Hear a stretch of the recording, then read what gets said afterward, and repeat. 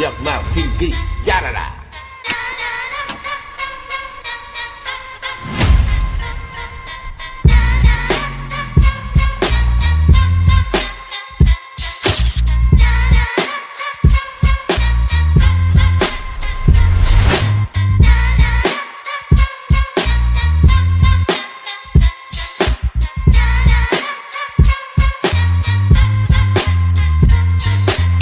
Yuck Mouth TV, yada da.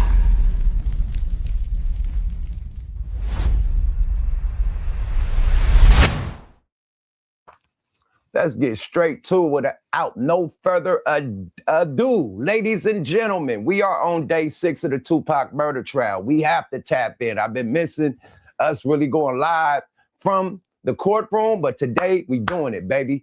It just started a little bit ago, so we got some time, you know what I mean? A little bit of time, but yeah, man, let's get straight to the content with no nonsense, man. Freedom and justice for Tupac, man. You know what I mean? Justice for Tupac, man. You feel me?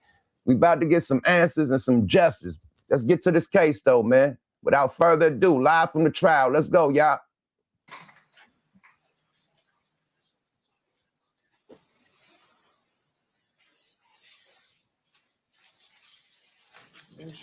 Testimony and our evidence introduced about 2 minutes. About take the 2 out. Yeah. Any shootings and murders is not admitted and should not. Tap in, baby. We going live. Good morning to the chat. For propensity. Salute to the nation. The missus with the wrenches, everybody in the building. Except for the purposes of motive. The legendary trial, baby. Justice for Tupac, finally. 30 years later, baby. Yeah. Dragons in the chat. Let's see if you can read it, judges. Let's get it. Some Pauline's handwriting. We should both be doctors here. I know. I'll rewrite it. No, it's okay. You sure? I think I got it. Okay.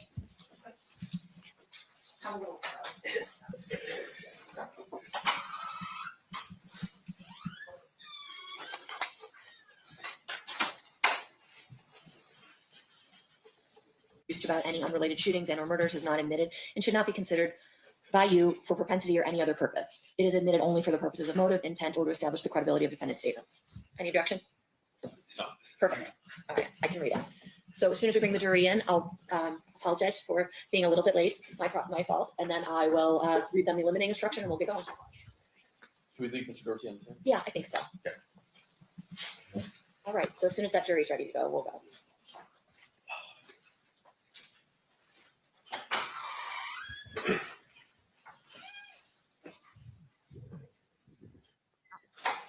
Different jury.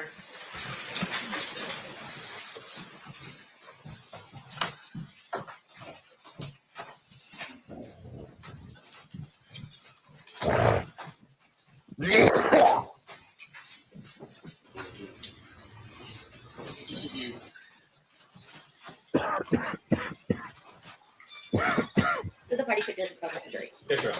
You may be seated. All right, welcome back, ladies and gentlemen. I hope you had a good weekend. I apologize for the delay. We had a legal issue that I didn't need to decide before we brought you in, so I do appreciate your patience in that matter. There's a limiting instruction that I need to read to you, and then we're going to resume with Mr. Dorsey's testimony. You are instructed that any testimony and or evidence introduced about any unrelated shootings and or murders is not admitted and should not be considered by you for propensity or any other purposes. It is admitted only for the purpose of motive, intent, or to establish the credibility of defendant's statements. All right, Mr. DiGiacomo, Mr. Dorsey has already been sworn, and so you may proceed. Mr. Dorsey, in that first portion, the first 35-17, we're about to get back to it. Let me ask you this. After 2019, did you become aware that Mr. Davis published a book? Yes, Did you read the book? I did. Were there historical facts he provided you in 2017 that were included within that book? Yes, there were biographical facts of his childhood. They were in both. Do you recall what those various biographical I do. background, if you could tell the ladies and gentlemen? Sure. One of the stories was how his first time hanging out with the Crips when he was 9 years old. He was shooting dice, and his dad drove by and saw him and ended up, punishing him for that. He talked about playing Pop Warner football with Suge Knight.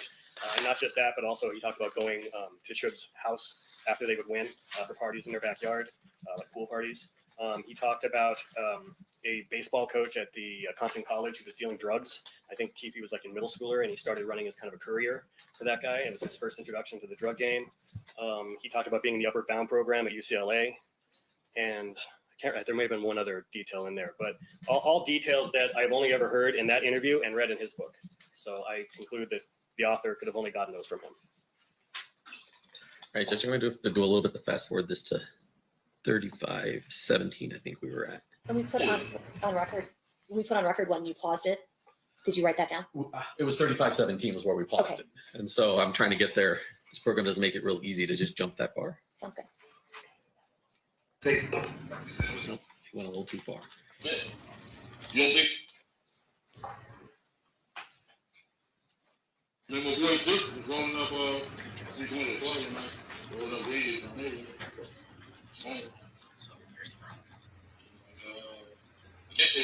Sorry, Judge, the transcript won't come up if I don't start it at 17. Start it over. I'm not starting it over. I just have to roll from here to wherever we're going. So I'm just going to have to guess, and hopefully we're close.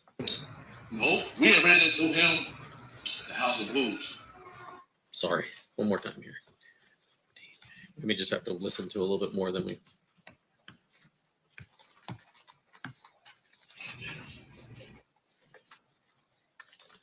Just that night, seemed like dude stuck his head up our ass on him.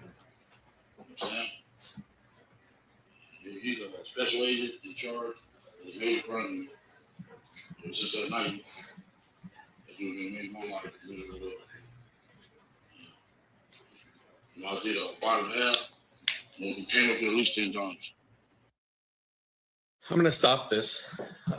Before his interview in 2017, had you ever heard of Special Agent Holland? I don't think so. I don't remember hearing much about the federal investigations into him. That was new information to me. Told the warden, yo, we got out here. He's a serial killer. Like, oh, fuck. You know what I'm saying? Killing rappers. How did it evolve? Like you guys were cool and then you hung out a lot together. When these people come to California, usually they meet up and have fun. I was a baller as a dude. In fact, I was doing better than him back then. Shit. Fun, man. Did he ever talk about Shook? Did he ever talk about getting scared? You fucked up. Exactly. Did he ever talk about Shook? Did he ever talk about being scared of all the bullshit, go back and forth, the East Coast, West Coast shit? You talked about that later on in our relationship. That's right. That's what I mean. Like, when did we get to that spot, that place? You guys were talking about that. I remember my boy Zip was rolling up, he was going to the club one night, rolling up Greenleaf in the neighborhood. What's wrong with him? He was like, I guess they must have fucking played it. Something I don't know. He's like, man, let me speak to Keefe. And I'm going, what's up, dog? He said, man, I'm giving a concert out there. I'm going on a tour on the West Coast. He asked me, take school and come out there? I said, why wouldn't be cool? Like, the big CEO guy. CEO guy? Like, yeah, the big guy. I knew what he was talking about. Like, cold and shit. So I guess I got scared of the guy. So we went to the Irvine Millers. It was some shit. Oh, getting the hottest song out of the world. You know what I'm saying? Shit, that song was One More Chance. Put me on the stage. Shit was right there. I came off the stage, he asked me, how you know that? Same way I know you. So after that, then after that, we went to the San Diego concert. Well, as a matter of fact, the Dallas Cowboys stayed in the same hotel we stayed in. I was cool, Beyonce. Aikman and all the balls were all around it for the Dallas Cowboys. I was ready for Troy Aikman. Saying, I don't know if we can get you in trouble or not, Troy. The balls were all around it.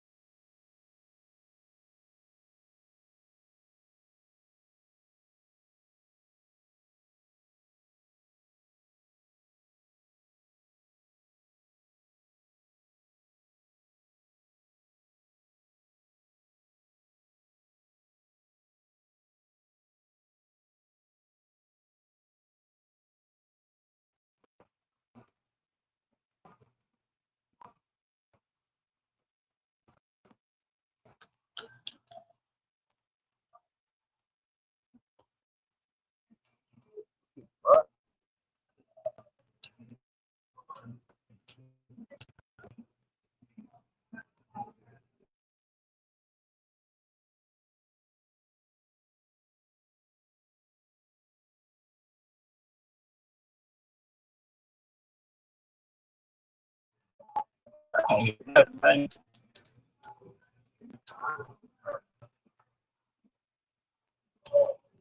Am I tripping or did the stream stop? Everybody hear me?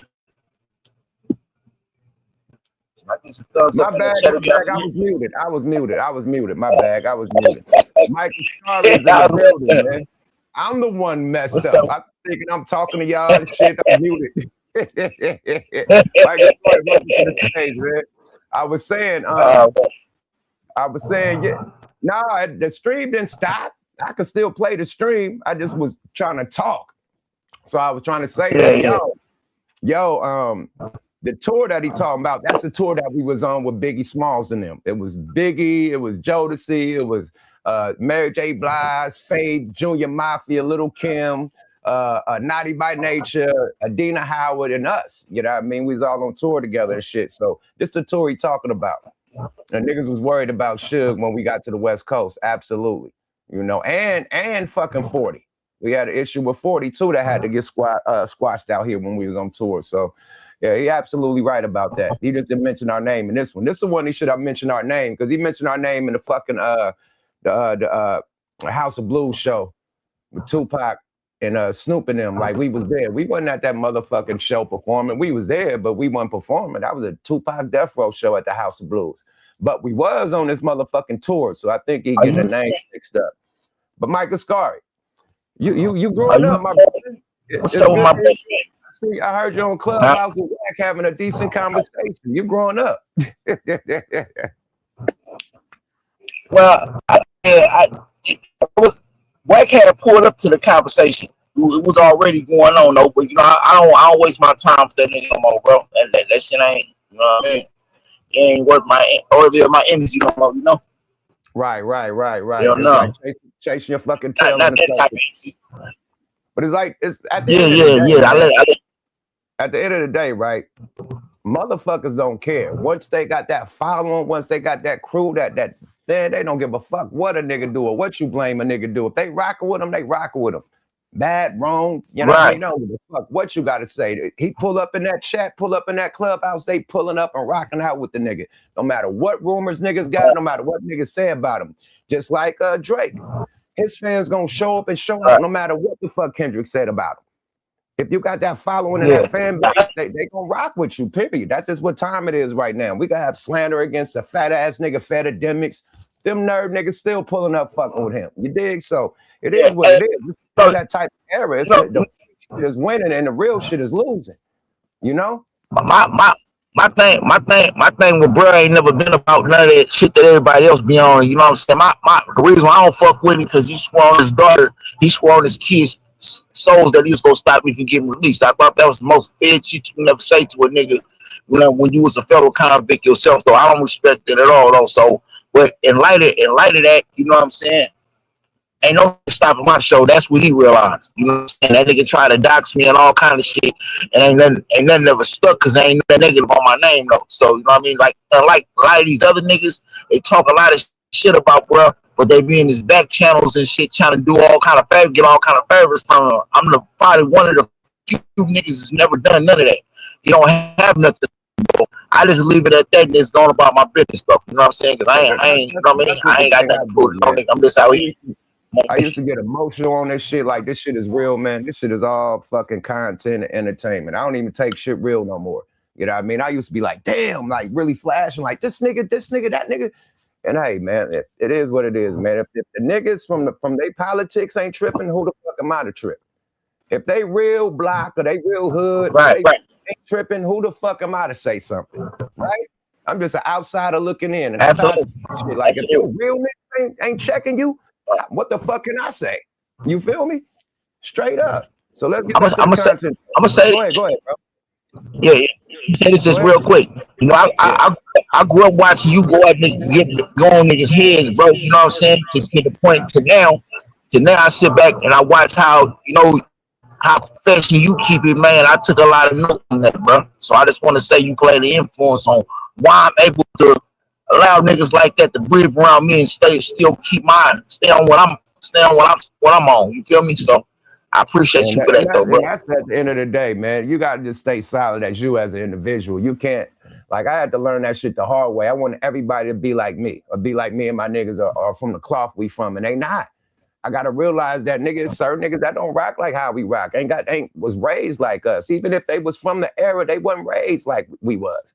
To be solid, to be loyal, to have that code, my nigga, to have the morals. They don't, my nigga. So we in the twilight zone. You know what I mean? So I can't make a nigga be like me or be like you.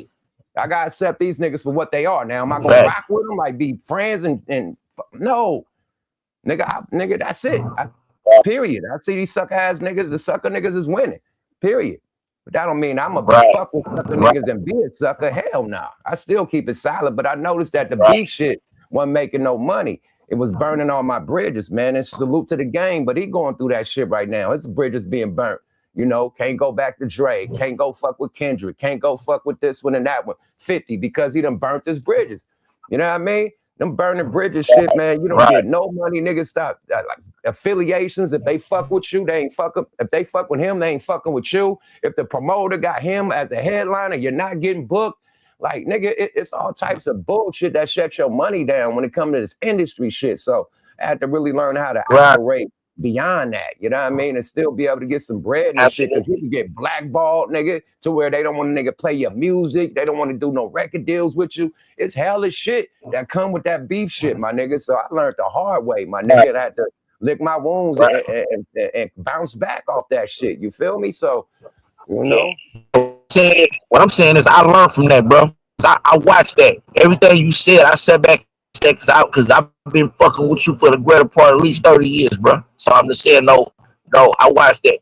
You know what I'm saying? So I'm just saying salute to you for that, though, bro. So, man, salute to you too, man. We grown men. We gotta lead by example. We can't tell the YNs, man, don't crash out if we still crashing out as old ends. You feel me? Old ends. Let's go. We can't be out here like Keefy D, popping it like Keefy D and telling the young niggas to stop it. We can't.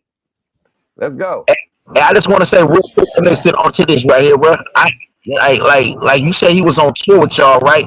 I'm sitting here wondering because this nigga was pulling undercover sting operations. This is what I look at this. The feds had this nigga doing undercover sting operations to try to get niggas confess and shit. I wonder if he was on that type of time when he speaking on this shit. Though.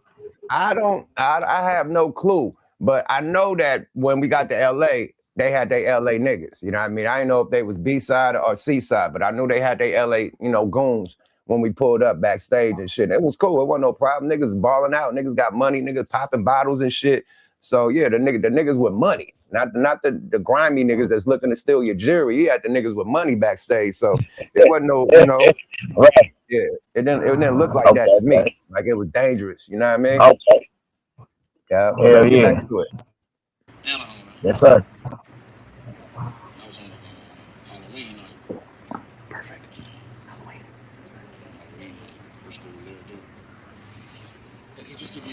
Passes for everyone, like everyone would go concerts. I just go to the picture with little homies. I was riding in the ring. I was on the stage with him when we were done. You get to hang out with Biggie, obviously. Yeah, Biggie was cool. Cool dude and everything like that. So when did Puffy start talking about, Suge on a real serious level?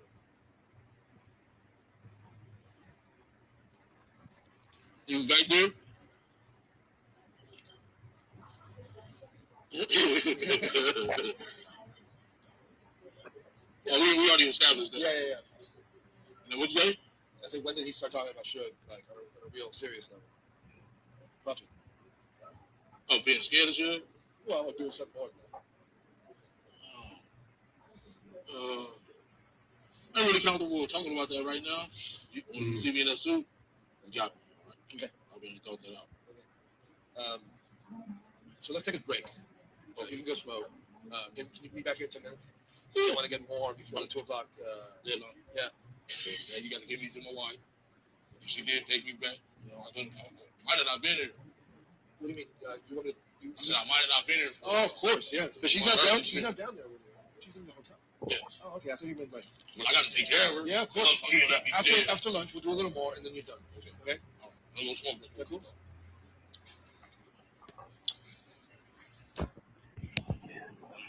Man, watching. Man is watching.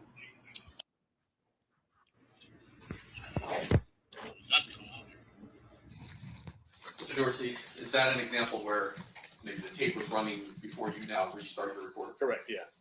That is 3532.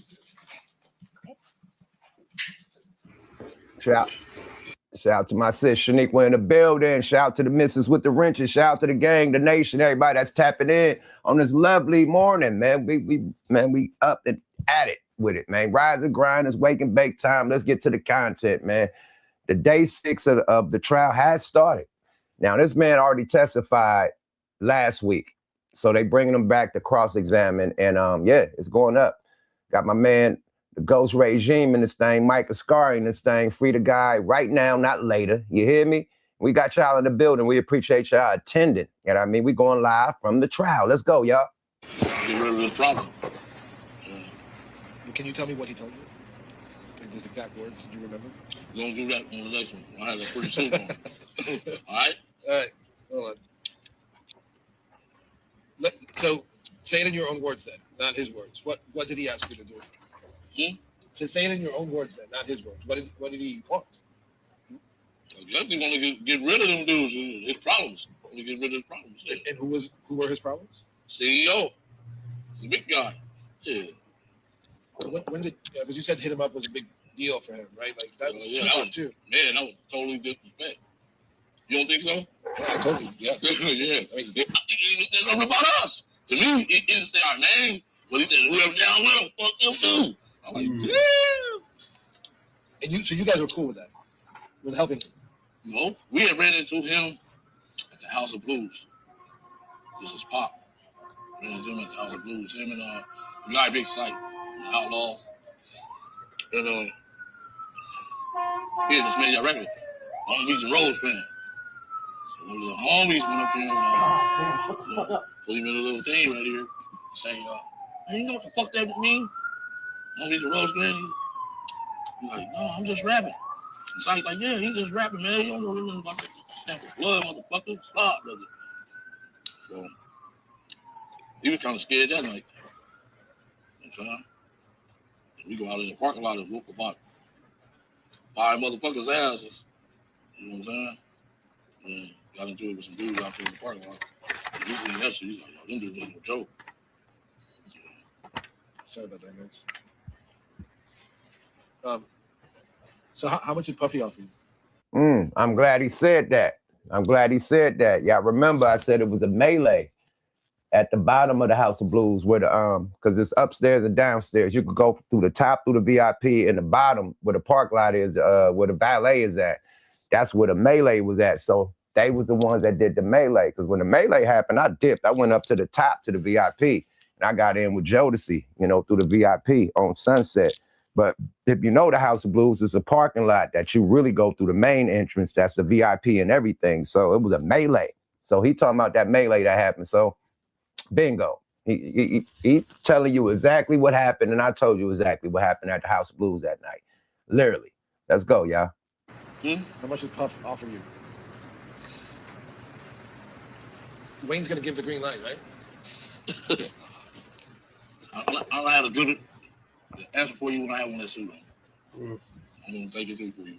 Exactly, you know what I'm saying? But he offered you. Can you just say he offered us some money or something like that? Can you say it was money, at least? Yeah, it was money. Yeah, offered money. Yeah. He was kind of scared of it. He was really scared of the dudes. You know what I'm saying? Puff wasn't no gang. I mean, he was out of college, performing art school and all that shit. He ain't with that street life. But the really beef Judge should have had was it should have been with Wu-Tang. Wu-Tang them the one was doing the damn football after the pool at the shortstop. He was calling you out. You two were picking some fucking kids, junior mafia. These are kids. You a grown ass man. You know what I'm saying? The beef should have been with the Wu-Tang. You want to take it out on the bad boys, some kids, start up. That bush is waiting. That's because Tupac was having that shit. Lit, Biggie. Yeah. He was So Suge hooked up with Tupac. All right, we're going against it. this before he got out of jail, though. Remember Source Awards? He's like, everyone saying, like, you got to love for two, you got to love for the West Coast. Remember saying that shit? All that shit really, I feel it was a jealousy thing. He should have just been happy. Should have been happy. You making money, and this dude's making money. Be proud of each other, you know what I'm saying? We want to bring each other down. So why'd you want to get involved in that? I didn't want to get involved in that shit. Nah, Keefy D, man, you had to be at the Source Awards 95. I was there, my nigga. And New York, since it was the mecca of hip hop, they always felt like, nigga, they didn't accept no other hip hop. No niggas from the West, no niggas from the Midwest or down South rapping. They just didn't dig it. They didn't jack it. Like, you niggas is whack. Whack juice, nigga. We invented hip hop. It's the mecca of hip hop, New York, nigga. You know what I mean? The 5 Barrels. They didn't give a fuck about nothing else. So when we got to that Source Awards, my nigga, niggas was getting booed, all types of shit. So not only Snoop made that, you know, man, you don't like Snoop? Y'all ain't down with Death Row? He ain't the only one that made a speech like that. A nigga from a group from down south made that same speech. Outkast got up there. Andre had the same type of speech. Oh, y'all ain't rocking with the South? Whoop, whoop, whoop. Because niggas was booing us. Niggas was like, you know what I mean? They wasn't fucking with us out there. Off top. You had the South and the West Coast nigga get up there and have to say something. Because the hate was real in the building, my nigga. They did not fuck with us. I'm telling you, it was the East Coast against everybody. And we in they shit, it was ugly. Yeah, Outkast got up there and had to pop they shit too. So the East Coast wasn't fucking with us that night, my nigga. For real, nigga. It was the damn near about to be a melee in that motherfucker when Suge went up there and said that shit. Nigga, the stage was about to be damn near rushed, nigga. And they had to calm shit down. I'm telling you, it was ugly out there, bro. Niggas lucky we got out there without a melee. I'm telling you, it was up. And I was there, nigga. Let's go. They brought it to us. Bring something to the gangsters. Told you that earlier. It's kept to. Yeah, I hear you. Is it true that Biggie and those guys from that boy used to hang out? You guys. If Puff wouldn't have got on stage and calmed that shit down, it was going down on niggas. I'm telling you. It was going down on niggas. For real, for real. They never would come. Never. Really, it's they had some bad cops around shit. I read something about them hanging out at your girl's house in California. They never No pictures of never hung out there. Promise.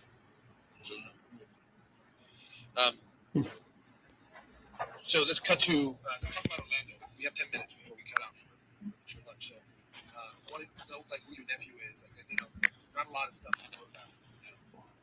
You know, who is he? How old is he? What kind of family? You know, Yeah. who are we talking about? He's well respected. Intelligent. Who Orlando? Orlando. My nephew Orlando. Well respected. Good student in school. Everybody loved him. You know what I'm saying? He's just like a guy. Everybody loved him. He liked the Tupac too. You know, MJG and his motherfucker, man, my other co-host, man. Let me motherfucker throw the Alibaba and the 40 Thieves out there. You did. Hey, yeah, was this around that time y'all performed at the Apollo? Huh? What'd you say? Around that time when you was this around that time when you and Nunn performed at the Apollo? It was right after that. We performed at the Apollo, and then we did the Source Awards. Yep, right after that. When we did the Apollo before we went on tour with Biggie. So we did the Apollo first, then we went on tour. Then after the tour was the Source Awards. And that's when Death Row, announced that Tupac was going to be on Death Row when they did all the jail cells and shit on the stage. And, you know, everybody did Stranded on Death Row came out each cell. And then the last cell just lit up and it was a life-size cutout picture of Tupac and the crowd went crazy. So that just announced that Tupac was going to be on Death Row at that Source Awards. And I think it was July or August. And it got announced and Pac got out in September. You know what I mean? And boom, straight, you know, hit that shit racing. You feel me? But they announced that Pac was going to be on Death Row that night. And niggas went crazy like, ah. Yeah, you know what I mean? So, yeah. It was a lot of shit. It was a lot of shit. But it was a lot of shit. That didn't happen at the fucking Apollo. We did Apollo first. Then we went on tour with Biggie and them. MJG, what's up with the Playboy? What's up with my brethren in this motherfucker? What's What's up happening? with the chat? What's up with you, Mike? What's up with you, Mike and Scary back in this bitch again? Oh, bro. We in the audience now. We at the trial today. Yep. God We at damn the it. trial, man. We gotta go line for line at the trial, man. Fuck it, man. You feel me? Hell yeah. I was gonna hit you too and see if we was gonna be up in the pool pit. God damn it. Fuck that. We here, man. Let's get to the content. Let's go. Let's do So it. what got him involved in gang life? Yeah, was he involved in gang life at all? So it's different between these and the Um, you want to talk to me about what happened at Lakewood Mall? Trevor Lane? Talking about the chain? I wasn't there. Yeah, no, but you can definitely explain because, like, you know, there's only so many people who know it. The guy, I'm a little homeless. I want to play college football. I was homeless. I wanted to help him get some stuff, like tennis shoes and sweats, all the stuff. So he was there waiting on me. And then the homies come up here. Trayvon, the three Death Row guys were there. I guess they was mad dog and talking shit to him and shit like that. Shit. So homies came to the door, he seen them. First thing he was sock the dude there, snatched his chain. I could never snatch that guy's chain. Never. Marcus snatched his chain. Chains wasn't worth fucking for $300. Petty ass bullshit ass chain. The smash little fucking it was they were like this. That fucking chain I was pounding on the punk ass chain. There's a bounty on it. Yeah, that little punk ass chain all weekend long. So he didn't do it. Orlando did not snatch that man chain. So why is it that Tupac then saw him and said, that's the guy who snatched my chain? All this stuff was building up. It just went from the mall. One day we from Sunset. Shit pulled up in this Rolls Royce. And Snoop Dogg was in the black one. Tupac was in the white one. They was at the Roxy. I was really right there. They pulled up in their Rolls Royces. Just bought 30, 40 clips out there. And listen, DVD. Oh shit. Somebody started talking to me. Chill, you like, is it cracking up here? Like, no, dog. He said, oh, well, Paradise is cracking. It's a club right there on Hyatt. It's on Monica. Moving down here. Shit, when we hit that street there on Santa Monica, some dudes just started shooting. Shot up, shit his Rolls Royce. So the red Godfather was laying in the street. I guess he figured that we was behind that too. You know what I'm saying? We was bitch you. Whatever you.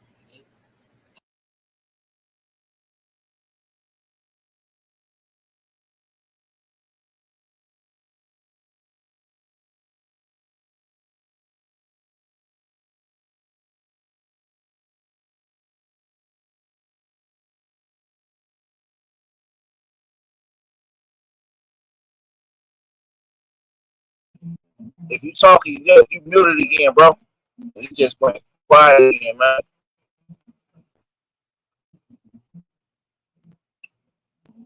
Am I the only one that's noticing this, or is it my shit? It just went quiet as fuck again. I Oh, can my hear bad, you. my bad. I keep muting the mic because I was coughing and shit. My bad. I was there that night. Suge Knight and them shit got shot up at the gas station, bro, across the street from the Paradise. I was there that night, my nigga. Literally, I was there that fucking night. And he's absolutely right. Niggas came with the Rolls Royces and shit. And Suge had the red Rolls Royce that got sprayed up. Facts. That's facts. I was there that night at the Paradise. Me and my nigga Tally, rest in peace. Yeah, we was there. That's crazy. This nigga got the memory of a motherfucking elephant. This nigga memory is great.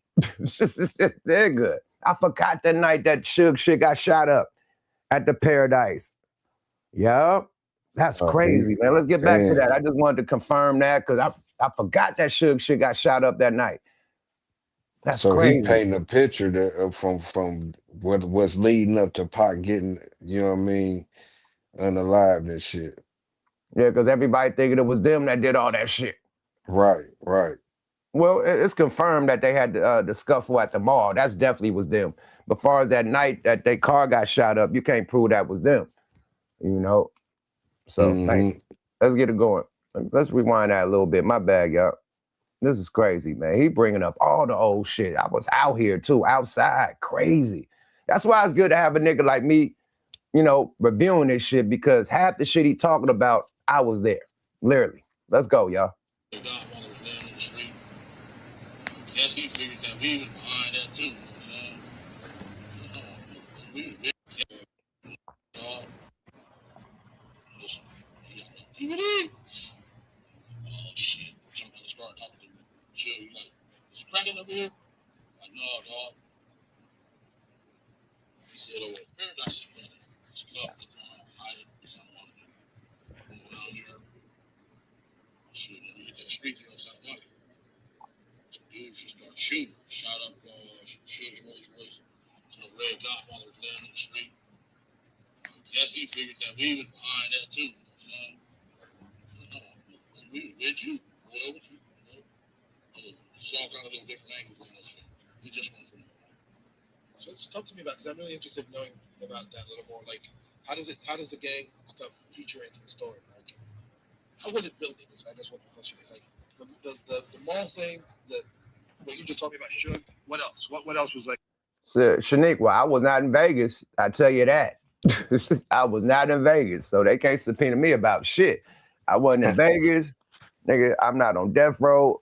I'm not no type of gang affiliation, none of that shit. So they can't place me there or anywhere by there. Shout I'm out to just saying, Shanique. I I was seen out that too. partying the night at the Paradise when the shit happened to Suge. And another night, my homie got shot at Paradise inside the club. So after that, nigga, after them two incidents, I stopped going to the Paradise. It's not safe. Nigga, they let niggas in the gun with the blicks. Nigga, my homie got shot in that motherfucker. I'm upstairs buying a bottle. I hear shooting downstairs. It's my homie. The nigga I rode up here with, I'm looking for this nigga. His car gone, nigga. I gotta get a cab home. Literally. This nigga done got shot in the club. Nigga done wiggled a woo-wop in that motherfucker. Then you got the incident when Suge and them get shot up across the street.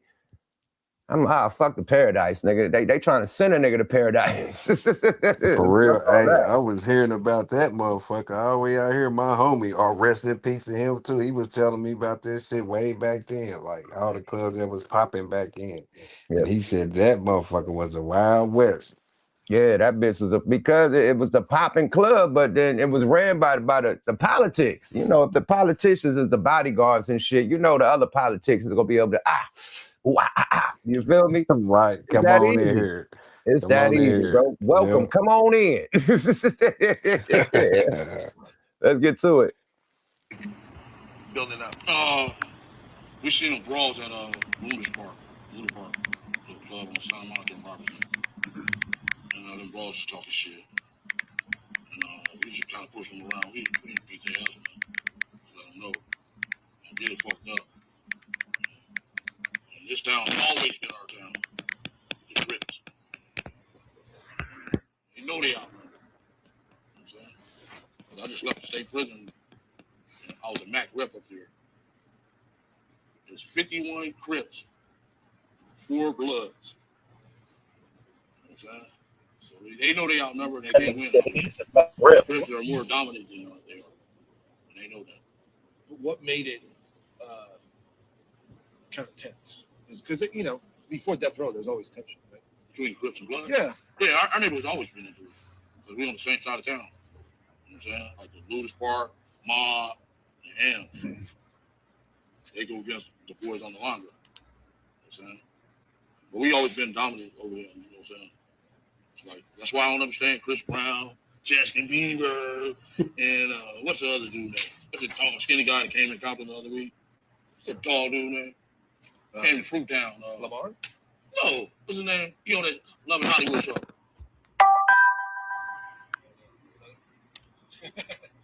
Soldier Boy, huh? Get in trouble out here, go to that state prison. Justin Bieber, Chris Brown, you know what I'm saying? Y'all tripping on me. Yo, but I'm just trying to understand what happened back then. Back then, was it that they got cocky? Is that what happened? Because they were with Suge? Is it that they got cocky? Is that what happened? Because they were shook? I guess money get you cocky. Money get you cocky. You know what I'm saying? They even beat up a Rolling 60 and killed the guy at the club. Said DJ Quick and they jumped on the dude and all that shit. That's what I figured that shooting was about on Santa Monica that day when his hat was in the street I was just telling you about. Damn, I guess they gonna get his ass. So this is more bad than anything. It's not just East Coast, West Coast.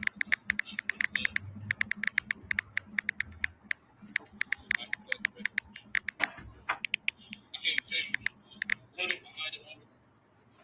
You know what I'm saying? Because it's some mafia shit, man.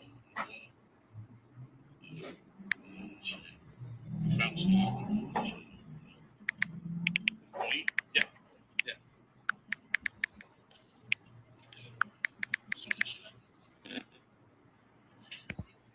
Okay, no, I'll be right there.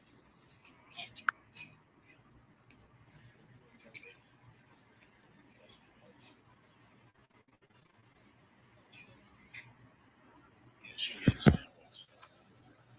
Yeah. I was just a street man. Just a studio man. Business one. The FBI thing for a year, then because he stopped paying the boss. That's why he jumped on it so fast. You know, I can't really put it out there like that because he's still out there. You know what I'm saying? Like, my family's go back since the 30s. You know what I'm saying? Yeah. And it ain't no Harry O'Lee. Yeah, no. But I mean, Suge might be in jail for the rest of his life. Yeah, you're right. No, I think the police are going to start. Good. All of them going to get around. All the rookie cops and shit, we was really up against it. One of the city companies, they got Reggie Jr., Sergeant Reynolds, the mayor, all these dirty motherfuckers, you know what I'm saying? So we just going to eventually have to have some shootouts with them motherfuckers. You know what I'm saying? They just got busted too. Right. Yeah. I loved it. I like, damn! They didn't get the main one though. They didn't get the main fucking dude. He just running around. He's still a cop too. They got Reggie and his dad. Huh? They got Reggie and his dad. I said they didn't get the main one. His name Reynolds. Oh, really? Sergeant Reynolds. Pulled over my 60 keys. He's making my life really well. Clients and parole. Yeah, judges of parole. Dirty. They didn't get his ass. That precinct was dirty. Yes, it was. And we was lived out there with him. Even the mayor, his councilman. We up there eating at IHOP in Lane. Here come the mayor. Man, you gotta sit your ass down for it, kill your ass. You know what I'm saying? Stupid bitch. You know? That dude was stupid. Wasn't that Bradley? Omar Bradley? Yeah. That dude was stupid on. Let's eat some food, man. All right, thank you guys. We're back in 45. Are you leaving? No, my name. You're just there looking dapper? Wait till you see my sins, homie. Yeah. Woo. Thanks. All right, sure. Yeah.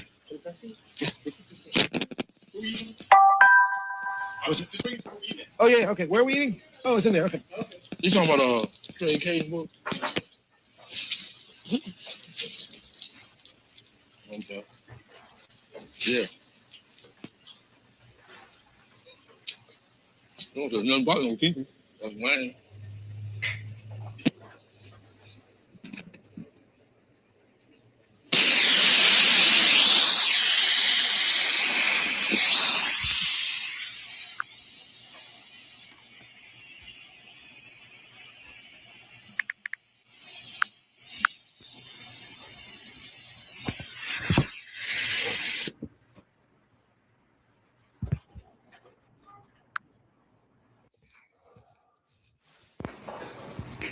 Yeah. It's a liquor game.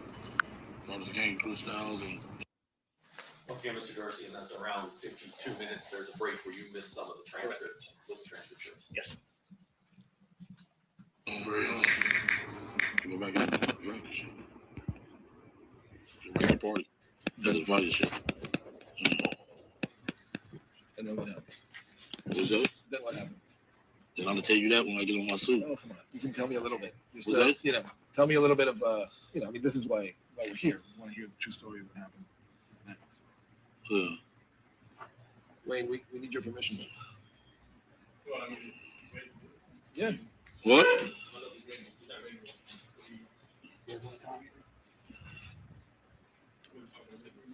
Yeah, I want to talk about that one later. You want to go to the aftermath?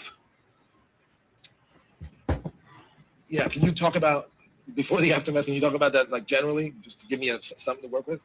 And then we can do it again in more detail. Yeah, like a summary. Well, let me consult with him. Yeah, go. Okay. That's okay.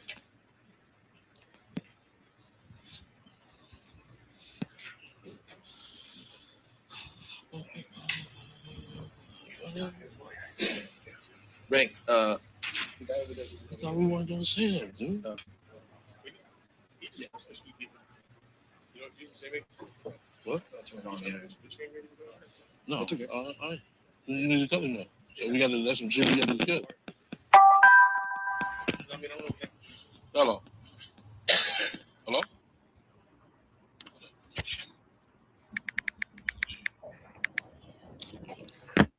What are you about to do? What? All right, I'll be doing it. Yeah. Yeah, of course. Is that in my pocket? Just tell him come here for me. Did a play just call the nigga mid interview? He said, "I'll be through the." Allegedly, I don't know. I was just about to say that he Did making a play bops, just man. He call the got nigga? And he that. said, "Well, how long you? How far you away? I'll be through there." He about to run everybody up. Go Keefe D for real. Man, come on, man. Loose lips sink ships, my brother. Boy, he sank the battleship, didn't The he? Damn. battleship with the O's. You sunk my battleship. Oh shit! Let's get back to it. This nigga, boy, he told about everything but himself. He gave details on everything. Niggas didn't even have a question about, like, what the fuck is he talking about? Like, They ain't he asking said all nothing. that shit, and like, okay, give us what we really came here to talk about. He's like, nah, I gotta talk to my people. We said we're gonna talk about it. You gave us the history of every criminal in Compton, Watts, Long Beach, nigga, LA, like every shit, nigga in New York, and you still ain't talked about the shit that we here for. Right. Hey man, he didn't need no book. What you write a book for? Man, listen, boy. Damn. Boy, that nigga done bratted on a nigga. But what he came with, man, all they asked him, nigga, what happened in September the 9th in Vegas? This nigga went through the whole history of how he met Puff, how he know Biggie, how they know Suge, who was doing this criminal shit, who was doing that criminal shit. And nigga, what about September the fucking 9th? They done forgot about that. He done told them the history of everything. See, it's more C's than B's here, you know what I mean? Even the entertainers that done became clicked up with motherfuckers with each set, nigga. He talking about what's gonna happen to them when they get to the to the joint. See, bro, he crazy, bro. He crazy. The thing is, when you got tape testimonies and confessionals, man, that shit always could be brought back up and used in court. Man, law, like, man, anywhere, bro. You can't be that loose. Like, he was in court saying that the prosecution, the DA, is putting his family in danger, which I do not want that. The family do not have nothing to do with what this gentleman is doing on the stand. But with this shit you doing right here, all eyes is gonna be on you, bro. Period. And then just the whole Tupac situation. All eyes is on you. That comes with it. You know, government officials get their house vandalized and shit. You know, Nancy Pelosi husband the house got broken into. He got sludged over the head with a bat. Right. They didn't like her politics or her, you know what I mean, whatever they didn't like about her. Like, it happens, Judges, my hell nigga. yeah, man. That's Yeah, the he do. motherfucking part of the Senate. Head of the Senate getting attacked, my nigga. So it happens, nigga. You feel me? Like, it's like, Yeah. no, that comes with It's it. like I said on multiple occasions, bro. The sole reason why we even talking or even looking at what we looking at right now is because of this nigga. He put himself in. He could have went to the grave with this shit. You know what I'm saying? We know who was in that car, the seat order, because of this nigga. The names were because of this nigga. You know what I'm saying? He was to let the police put him into thinking that he had total immunity that he can talk about whatever he want to talk about in California, not knowing that that's not standing in Las Vegas. You know what I'm saying? So that's one thing. You know what I mean? Then you got this part. Part of that proffer agreement was that he couldn't tell no lies. He had to be truthful about it, right? So it's Right. like now you saying all this shit is fictional, nigga. So what you violate your proffer agreement now? I mean, it's not over for this nigga. This nigga kept like he's locked in a Pandora's box, man. You know what I mean? But he don't give a fuck about his family though. Whatever happened to them, nigga, is on him because he's the total. There was no pressure on this nigga to say nothing. He said he did it because he wanted to. But he said they put the family in danger because they put his address out there. The addresses to his sister and to his crib. So he's saying they wrong for putting the addresses out there, which I agree. That shit is out of pocket. You know what I mean? I'm at trial like, why you gonna put my address out there? So I agree with him on that. You know what I mean? Yeah, But I the do other too. backlash that he get, that comes with it. But they shouldn't have put that man address or sister address out there. You know, and this trial's being filmed. So everybody got that address that watched the motherfucking trial. That's not cool. You did? When you're no longer useful to the government, that's what they do to you. History is riddled with niggas who got thrown under the bus by the government after they mark as became useless, man. This is what happens. this is textbook. And Child, look, send me the bull. It happens. And right, it's a difference being made to tell and wanting to tell.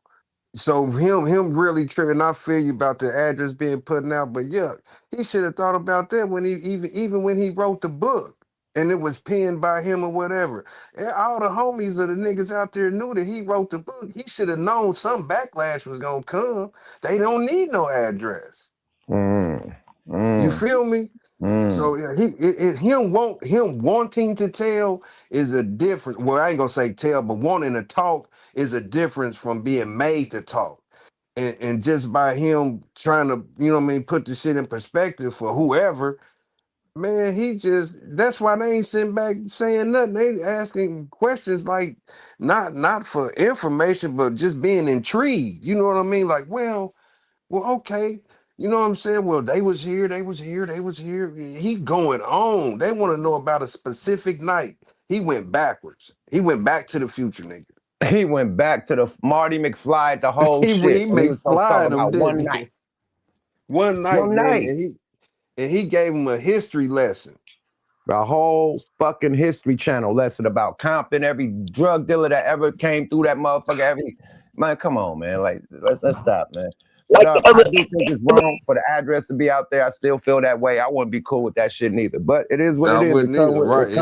It comes with what you're doing. It comes with trial. I would have took the deal. I would have took the 15. I don't know why the fuck he went to trial. Hold on, period. He had a deal. He had an offer for 15, my nigga. I would have took the 15, my nigga. What?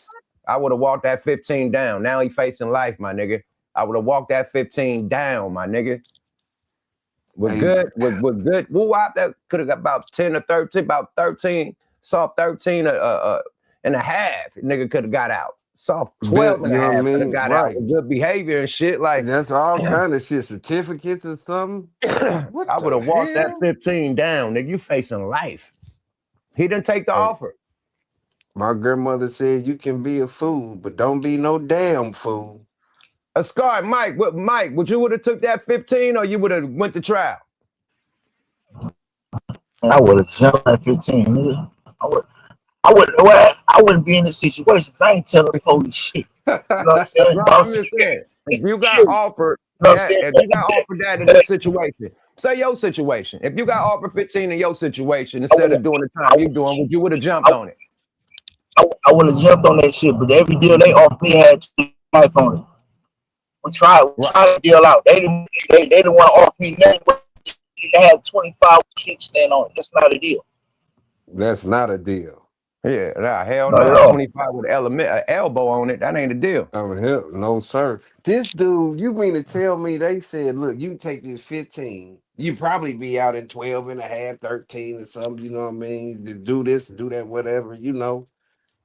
Even to stop this embarrassment. Like, you can have rumors and shit, but for the actual audio to come out and videos come out with Like, God damn, like, What the? And then, but he put it out, and then you going to and trial then after you some got shit you to put out go, there? you gotta live in jail with all the shit that you done snitched on, all them type of politics probably in jail with you. You gotta deal with, like, it's gonna be, man, listen, boy. Well, he talking Woo. about Soldier Boy and Chris Brown. If they go, nigga, you going.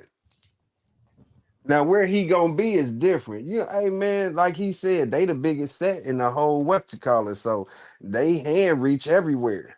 Well, Keefy D, Man, he's gonna be fooled in jail, my nigga. I'm just saying, bro. Like, he should have took that deal and then kept all this shit off the, like, this shit is, whoo. Let's go, y'all. boy.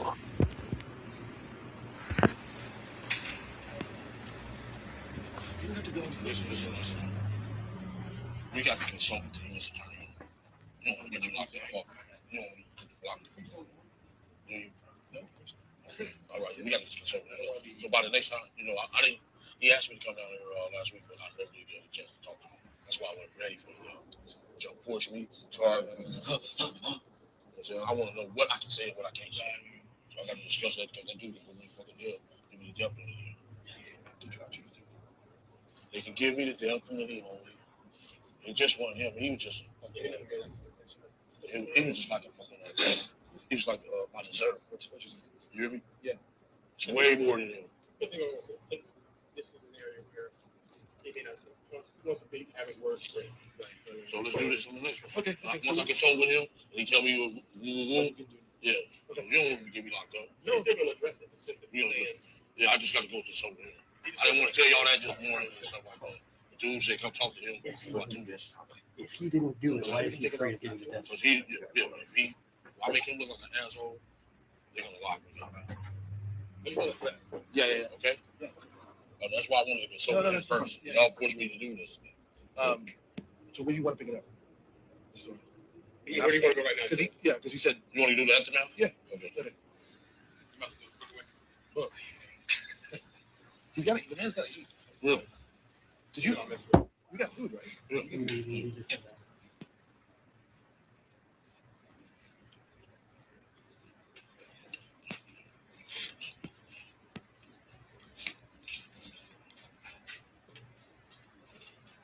All right, so we're gonna take this after the murder, yeah? The aftermath. We go, we get home, so we on my street. It's about 4:15. Reggie Wright Sr. He was the captain of the Compton Police back then. I guess he must have did his war room with the oncoming shift. As soon as he did that shit, that motherfucker jumped in that police car, came up my motherfucking street, ran the stop sign and everything, doing about 70. Pulled up on the wrong side of the street, jumped out of his car, said, listen here, you motherfucking TPD. You motherfuckers killed my motherfucking son, the belts is coming off. I'm like, man, what the fuck is you talking about? Like, you heard me, motherfucker. I'm like, damn. So, with my immediate crew, I said, like, they were trying to get into it. We trying to get in. So we had to watch these motherfuckers. So we stopped hanging around there right then. We seen they had the back of the police. What does he mean by, like, my son? His son is a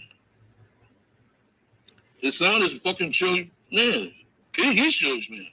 You know what I'm saying? All them, they from the same neighborhood and everything. David, Mack, all them dudes, man. So we really had it rough. So we might have to go to war with the police. You know what I'm saying? It wasn't just the gang members. They had the police shit. Right. Feel me? Who else? Was there anybody else after you? I don't know. You know what I'm saying? They got a lot of the Range fans and everything. You know what I'm saying? Shit, some girl might. You know what I'm saying? When did the cops finally get to you? No. When we got back, the Moon Man on MTV was like, KVD nephew. So it looked like Suge told from day one. You know what I'm saying? So like that motherfucker told from day one, KVD nephew. Why the fuck you use my fucking name? You know what I'm saying? I just didn't understand that, you know? KVD nephew. Moon Man coming on every hour. You know the little Moon Man? Like, damn. You know? Kind of Nation called me. Said, come meet me. Posted condo and public. And we met him at the shell line up there. He's like, dog, I go to jail. I said, what? He said, yeah, y'all go to jail. I'm like, no, homie. He like, man, I'm out of here. I ain't seen that motherfucker since that day. So, you know, I kind of hate I met her. So they destroyed my life. Now he's super rich. Motherfucker ain't even sent me a pair of Sean John drawers. You know what I'm saying? God damn. Or knew it while I was in jail. You know what I'm saying? Just left me for dead out here. You know what I'm saying? And I ain't the way fucking, you know what I'm saying? I ain't the way the game go. You know? Shit. Had your back, you ain't have my back though. You know?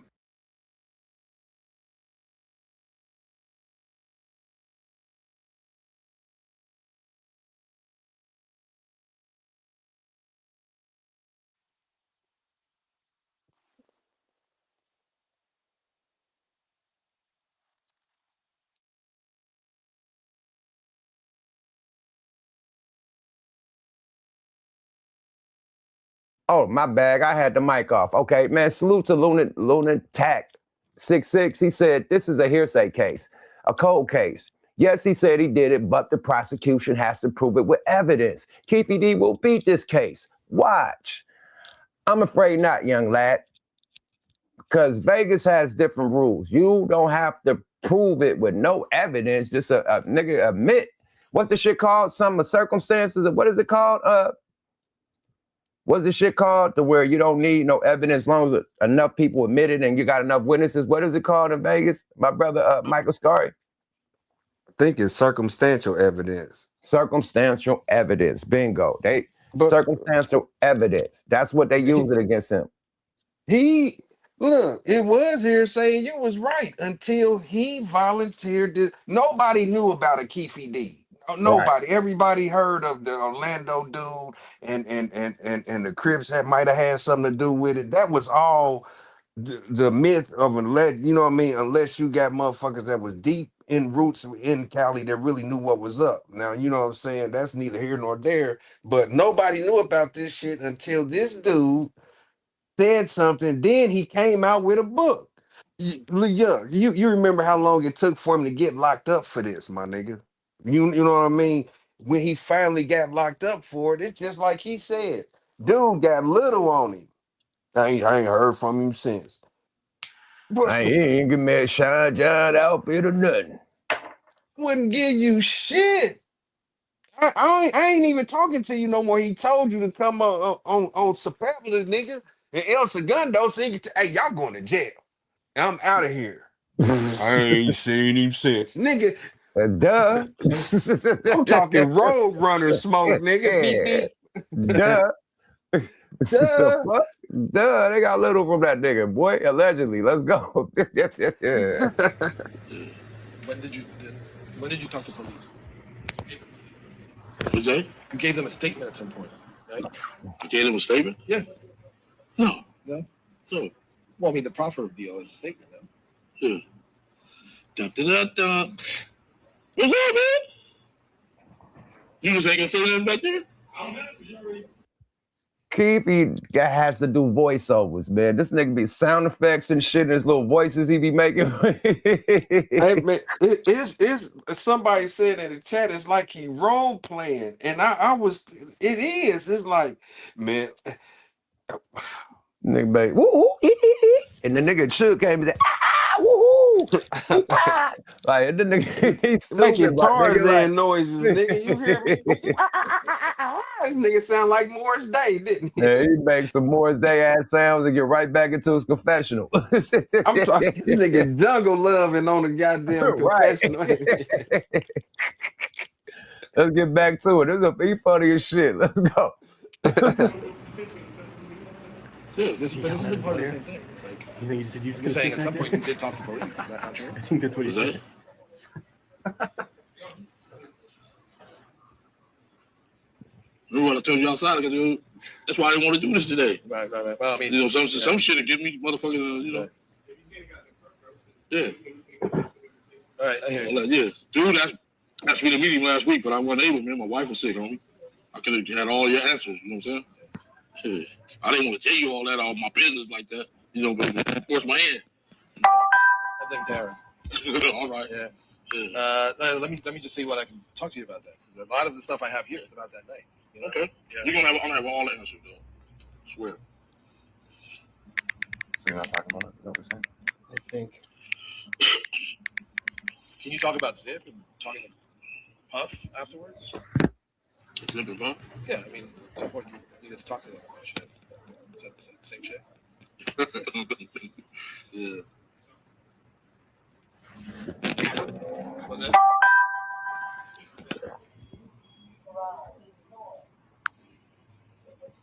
Well, did you? So after that happened, did you get in contact with Zip? Me and Zip was together. He was with us at the time.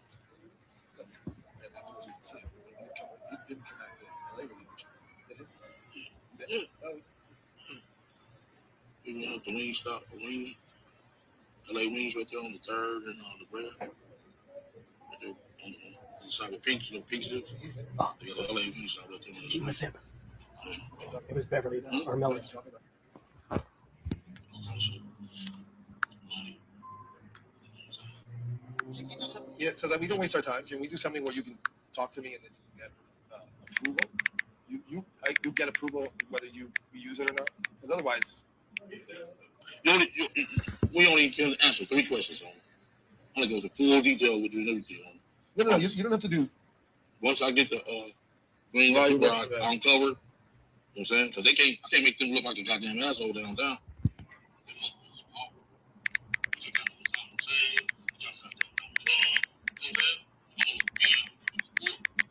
Yeah, brother, he is sick. Neff, WTC, he is sick. Look at his face. I'm Everybody else 6'4". moving. He has not moved. It's like he's frozen in a deep concentration because I'm no comedian. Like he is frozen and trying to listen to what he said because he forgot. He got the face like somebody, like he lied on himself. Right. He trying to listen to shit like, what did I say back then? No, wait a minute. No, I ain't. No, it wasn't like this, boy. And then we just heard him say, "Look, I got to make sure I'm clear. I can tell y'all everything. I can tell y'all what y'all need to know. Let me get clear." But Bring what some more the? food, my nigga. Get that food going. You know what I mean? Let me take Come these on couple with that phone calls. crystal. Tell my play that, you know what I mean? I'll be there when he get there. And yeah, man, bring some more food in this motherfucker, man. Let's go. He thought he had immunity, didn't he? He thought he wasn't. He thought he Oh, was in a Lord. bubble. Oh my God. And now you know he doing all this for a bag. He didn't just volunteer this shit. All these documentaries and interviews, he got paid for this shit. You dig? So he knew like he chose the bag over his freedom, my nigga. Period. You should have took that shit to the grave like a real nigga would have did. You know what I mean? Like you don't talk, nigga, especially of the biggest iconic. You killed the hip hop Elvis, nigga, allegedly. Your people allegedly killed the biggest motherfucking artist at that time. And you It want to wouldn't have. braggadocious about it, nigga, you're definitely going down. I'm sorry. And then make movies and documentaries, nigga. You should have took the deal, nigga. So, hey, make your bed, you gotta lay in it, brother. You dig? Yada da. Wow.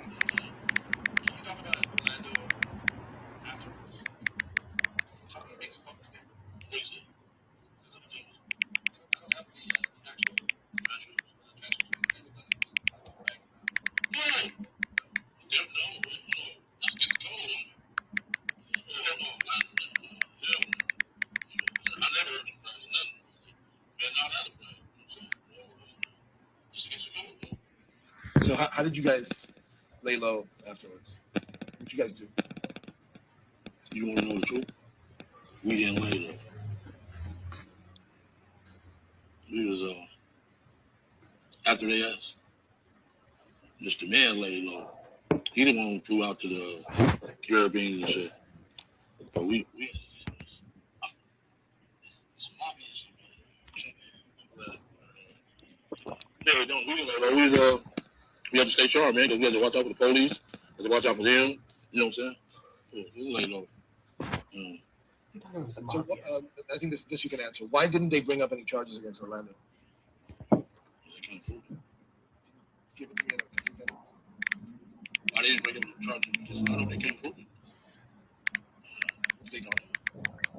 Yeah, they raided everybody else. I think it was October the 7th or something like that. Raided everybody else. Just so happened, one of my homies, he's a grease trap guy to pick up the old cooking grease. He came, knocked on my door about 4 o'clock in the morning, 5 o'clock. Said TVD, the FBI, and about 100 police is at the donut shop.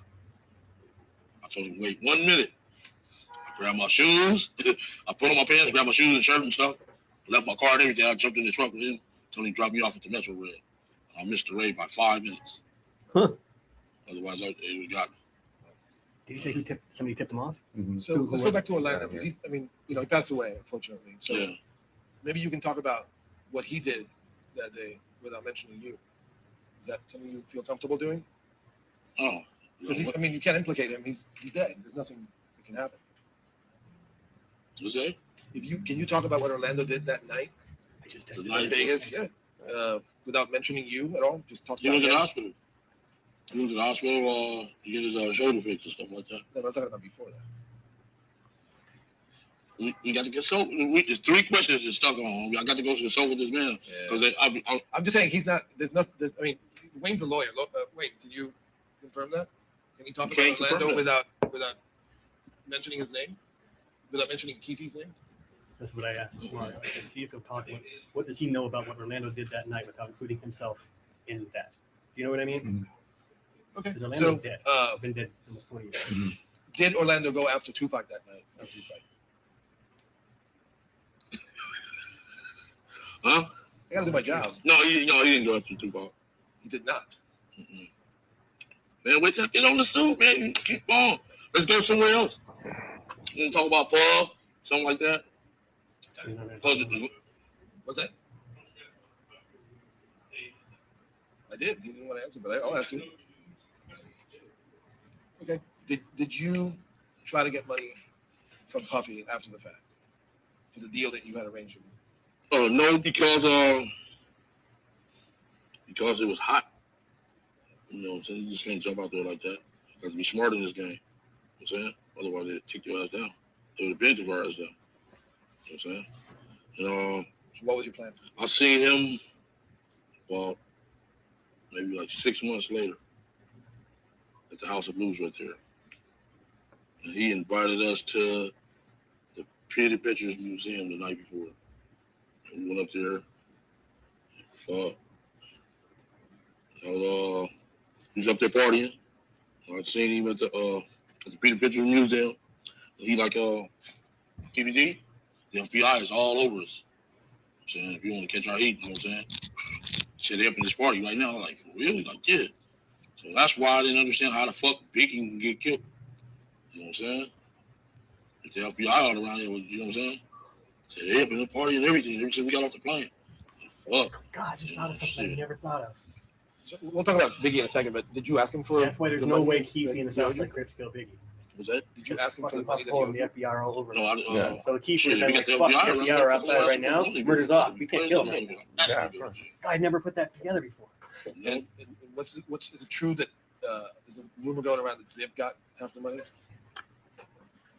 That's what the FBI said. Say it again, because I don't. That's what the FBI said. That Zip got the money. Do you believe it? He's a motherfucker.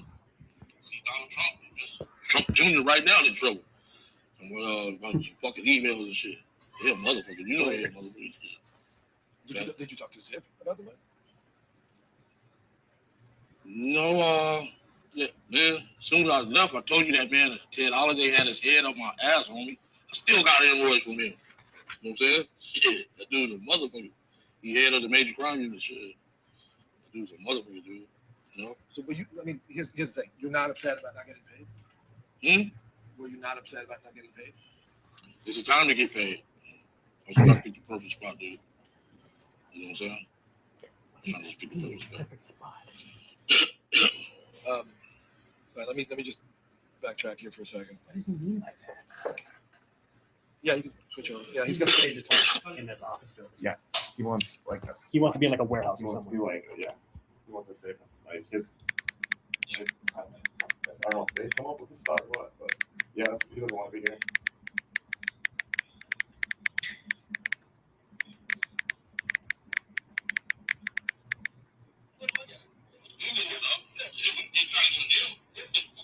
Right? What you gonna do with the money in here? Right. No, I mean, because you were saying like, yeah, I didn't do it then, I didn't do it. I just want to make sure that, you know, I want to know where your head's at. You had a plan. I am a kingpin that was making more money than Paul than we went in. You're picking your spots. Too. Yeah. Right. Yeah, I smart. hear you. Playing my cards right. Yeah.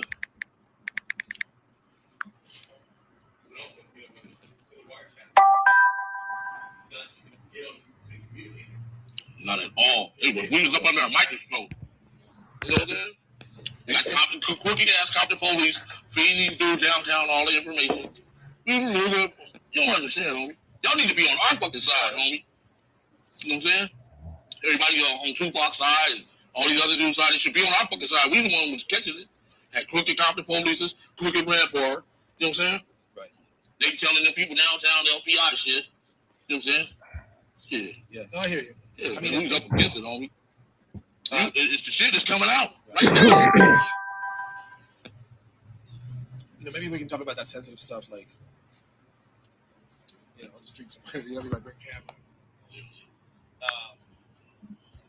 So, okay, so,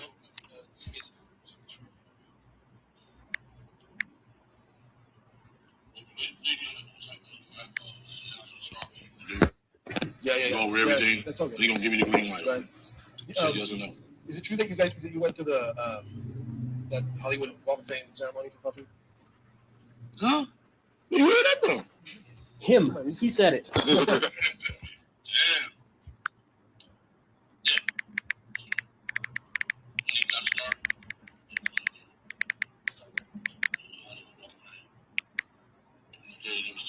There's too many people, so we couldn't really get close to them. Good, he confirmed it. Man. Society will keep it out all that shit.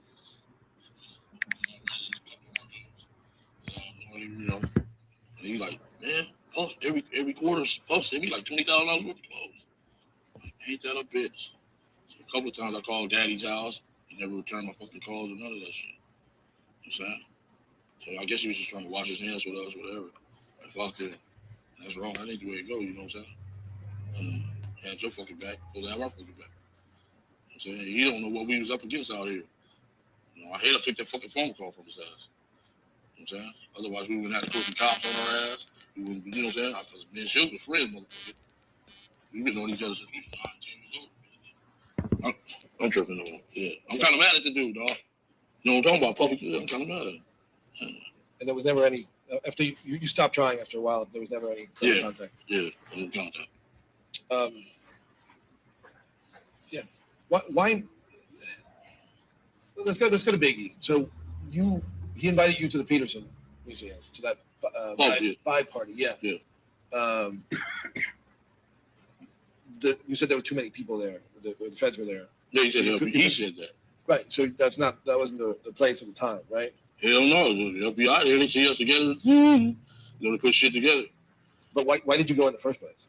Why did I go? Because he kept smashing parties on me and all that, you know what I'm saying? We was literally invited. You know what I'm saying? They kind of needed us. They should have kept us. You know, because probably still be alive today. You know what I'm saying? Instead of talking about the FBI around. I guess you were scared of us. I don't know. The FBI around. I guess the FBI was going to protect him, but it don't look like they protected him because he did. You know? Then 2-3 days later, Sergeant Reynolds pulled up talking about we killed Biggie. Oh, you know what I'm saying? Calling the people downtown, crooked cops, man. That's some bullshit, you know? Yeah. So get down, FBI. Hold on, did he just say somebody pulled up and said they killed Biggie? Let me hear that. He should have kept us. You know, because probably still be alive today. You know what I'm saying? Instead of talking about the FBI around. I guess you were scared of us. I don't know. The FBI around. I guess the FBI was going to protect him, but it don't look like they protected him because he did. You know? Then 2-3 days later, Sergeant Reynolds pulled up talking about we killed Biggie. Oh, you know what I'm saying? Calling the people downtown, crooked cops, man. That's some bullshit, you know? Yeah. So can you tell me definitively that you had nothing to do with Biggie's murder? Nothing. Can you give me a full sentence? We had nothing to do with no Biggie Smalls murder. Biggie was our friend. Why would we want to kill him? Why do you think people thought that? Because of the money and all this old shit. And then the crooked cops just started feeding some other day superiors head. You know, some bullshit. They know they did that shit. You know what I'm saying? So they telling the people downtown, the FBI for this. Of course, to get the heat up off them. Yeah, and we was up against it all. Even the mayor was against us. I hear you. And when you say the money, you mean the money that was owed from Puffy? Yeah. Can you say that? Well, the money that was owed from Puffy. Yeah. Mm-hmm. That's why people thought that you killed Biggie. Yeah, that's why they thought you killed Biggie. Yeah. You didn't kill no Biggie, though. So why did you agree to tell your story after all these years? I agreed to tell my story. Yeah, to us. I mean, I know why you told your story to police. Saved my fucking life. And I was really facing the death penalty. Yeah. And I just didn't save my life. I saved my whole crew life. See? They should have put down like 48 indictments. All my big hitters, all my homies, all my family, even the plugs, even the Colombians. You know what I'm saying? Shit. They had our ass, dog. You know what I'm saying? So, shit. Dude said he was from D.C. And they used the psychology game on me. You know what I'm saying? Shit. That's how they got me, And to us, why did you want to tell that story to us? Because I felt we was betrayed. Then, just the way we was done by the crooked cops, the media, everybody, you know what I'm saying? I was wronged. We was wronged, really, you know what I'm saying? Yeah. Dude, they come raid our house. Sugar friends come raid our house, take our guns. That shit wrong. Shit's just totally wrong. People think we was lying about the shit. Shit just hit the fan last week. Reggie Wright, senior and junior. But you know they did crooked. Yeah. Tell me about that. Like, 'cause I think you touched on it, but I want to know more about like Suge enlisting crooked cops to help him out. What was that about? I don't know what the fuck it was about. It was smart though. King move. You know what I'm saying? Shit. Shit. What you do in the dark don't come to the light. Shit is hit people to hit the fan. You know what I'm saying? Shit. Like they say, you ain't bigger than the law. And the FBI is a motherfucker. They take your ass down. Shit. I ain't no better than Noriega. I ain't no better than fucking Don Hussein. None of them son of a bitches. You know what I'm saying? John Gotti or none of it. They took them down. I'm a peon to them. You know what I'm saying? But was that widely known that Suge was hanging around, was like protected by cops? Hell yeah. Everybody knew that, yeah. Knew what? Knew that he was protected by crooked ass cops. Son of a dirty motherfucker. I wish I could tell you everything, but you know what I'm saying? Yeah. But did that ever give you pause to fuck with Suge? Like, did you ever say, I should fuck with Suge because, these cops are going to be on my ass afterwards?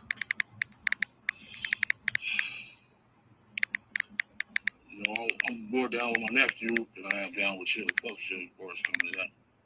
I'm his uncle. I'm here to protect him. You know what I'm saying? And all that. Was there ever a time where you felt bad about Tupac? Was it every time I felt bad about it? Yeah. I wish it never happened. I lost my plug. You know what I'm saying? Colombian boy left. Went back to Bogota. Shit. You know what I'm saying? Yeah, I hated it happen. Can you say what? So you wish what hadn't happened? I wish I never happened to Tupac because it changed my whole fucking life. You know what I'm saying? My plug that I was making all them hundreds of millions with, fucking went to Bogota for that. You know what I'm saying? He didn't want to get caught up in our bullshit. And I wish I would have listened to him. I should have jumped on the plane with his ass to Bogota. You know what I'm saying? Yeah. Oh yeah, okay. All right, that's my son and my wife. They on my ass. We're almost out. Okay. Yeah, of course. Yeah, sorry, you have to repeat it because the phone was ringing. Okay, about the Bogota? No. About Tupac. Like, did you ever feel bad? I mean, this is a kid on, the prime of his life. I was An artist that everyone loves. To me, it was an ignorant kid in the prime of his life doing stupid shit out here. household. He shot the police in Atlanta. You know what I'm saying? Jumped on my nephew, him and his little gang. You know, you're a rapper. Stay in your lane. You know what I'm saying? Stay in your fucking lane. You're not a gangster. You're a fucking rapper. I told you earlier. Stay in your fucking lane, dude. You know what I'm saying? You're not doing what we doing. You know what I'm saying? So he should have just stayed in his lane. I hate it happened to him, stuff like that. And, you know, it really changed my fucking life. You know what I'm saying? My plug left. Shit, I met him. I'm out of here. Y'all going to jail. Wish I would have been on the plane with his motherfucking ass. You know what I'm saying? Shit. I hate it happened, bro. You know? If Tupac had not gotten involved with your nephew in the lobby of the MGM, would he still be alive? I don't know. He ignorant. It's a motherfucker, you know what I'm saying? Dude, you know what I'm saying? I guess he went with that mob. That shit went to his head on me. You know what I'm saying? That's the way I feel about it. That shit went to his head. And shit, he's ignorant, so he run into a lot of problems out there trying to be a gang member. You know what I'm saying? See, in our community, we try to get up out the game, like try to play sports, rap, and stuff like that. Try to get up out the game. Like our motive is to get up out the game. Like get us a home, get us a family. These motherfuckers nowadays is got $1 million and join the fucking game. That shit is backwards. See, You know what I'm saying? Shit is. I'm glad he said that. You got a gang kingpin saying rappers make millions of dollars. The gang nigga is saying, we trying to get out the hood. We trying to rap. We trying to play ball. We trying to do anything to get out of this gang shit. And then the millionaire rappers who never grew up in this gang life, so infatuated with the gang life that they start getting gang ties after being a grown up and being a millionaire. I never agreed with that. You know what I mean? I didn't like how artists and different type of, you know what I mean, entertainers, you know, decide as a grown man to start being a part of some type of gang politics that they didn't grow up and ain't even from the fucking city, let alone, you know what I mean, you know, tapping in with some shit that you know nothing about, but just because it looks cool, just because it's the wave, you know what I mean? Like, nah, that ain't the program, you dig? MJG, oh, everybody off the stage? God damn, the stage and got dropped. All right, MJG, welcome back. Y'all niggas is off the stage. What happened? Hey, look, I got a few thoughts real quick, yo. Just real quick. For one, first of all, nigga, ain't nobody in the world supposed to even know you had a plug, nigga. So you was telling regardless. You know what I'm saying? Period, nigga. You know what I'm saying? If you save niggas, I mean, like I just counted like in the last couple of minutes, at least 5 times he mentioned his plug. I should have been on both. Like I didn't even supposed to even know you got a plug in Bogota for one. If you actually had that, you making hundreds of $millions and you barely just start getting dress outs. Stop it. How you saving your nephew, nigga? When you told on him, nigga. How you saving your nephew when you told on him, nigga? Oh, now that he did. No, you saving yourself, nigga. Now it would have been plausible if you would have just, okay, you did what you did to get out, and you said, man, none of these interviews are happening, okay, nigga might be able to conceive to understand what you come from. But nigga, even still, how the fuck are you saving your nephew when you told nigga first you say that Dre nigga, the gun got handed him, then you said the other 3 niggas dead. You said, nigga, your nephew grabbed the gun and shot Pop. How you saving them, nigga? Tell me how. In what dimension are you saving Orlando Anderson? You put him in a car. Just because he got jumped at the MGM doesn't mean that he was in that car. Doesn't mean that he shot Pop. Them 2 different things. It's an assumption that he had a prerogative to do something to Pop. You know what I'm saying? Could just beat Pop ass or whatever when he saw him again, nigga. You put him in a car and you put the gun in his hand to kill somebody. How the fuck are you saving him? Come on, man. Play on somebody else's time. Come on, man. I'm telling you what. Rats have no morals, man. All right, man. Especially when you could have said the nigga that was on the driver's side did it. I mean, the nigga that was on the passenger side did it. I mean, yeah, on the driver's side did it. Instead of putting your own cousin, I mean, your own nephew in there that was on in back of you, he had to shoot over the dude that's right next to him. If you was a mastermind, you would have said the nigga that was next to him did it instead of your nephew.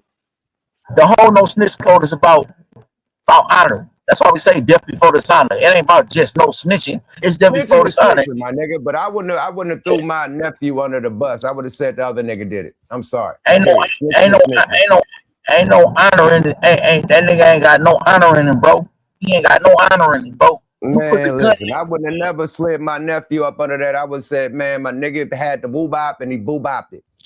Period. Straight up. Man. I wouldn't have been in this motherfucking snitching on my motherfucking nephew from his grave. You know what I mean? Like, come on, bro. That ain't cool, man. Let him rest in peace. Now you putting smut on your nephew name, nigga. No. Period. You can't talk about the shit, nigga. Period. Don't talk about nobody. I wish he wouldn't talk about this shit at all. You gave these niggas government names, nigga, of where exactly where it was sitting. Not just a street name. You gave them government names, my nigga. You did a lot, nigga. Come on, bro. Come on, man, nigga. Come on, man. You play with somebody that's slow, man. I don't know if Pac would have been alive right now. Pac would have been alive. Y'all niggas overreacted and took Pac life, allegedly. Y'all niggas overreacted. Couldn't take an ass whooping, couldn't take a Pac out, which y'all niggas do every day in LA. Y'all pack each other out. Y'all pack each other out. Ain't no one-on-ones, and you know that. Right. LA gang politicians do not let you fight some niggas one-on-one if you from the opposition. Especially with Crips, man. And ain't no Crip gonna tell you personally because them niggas not telling the truth, nigga. Them niggas don't believe. Man, they packing you out. They gonna dog walk you, my nigga. Think you fight with one politician, man. The whole government gonna come stump you out, bro. Period. Like, nah, they don't play like that. So you know it goes down like that. The boy got caught slipping. What you was supposed to do was get back home, line up the fade. Pac and Orlando, come in the backyard, handle y'all shit. Let's not get into a big ass war over this shit. Let's handle it like a mano to mano. And Pac would have pulled up and boxed. Win, lose, or draw. Pac is with all the shit. They would have shake hands like men and be over with the shit. That easy. And then if Orlando wanted to fight the other nigga, Lane, you know what I mean? The Lane nigga. Boom, bring Lane up here too, because I need that with him too. Boom, him and Lane get down. Boom, this shit is squash.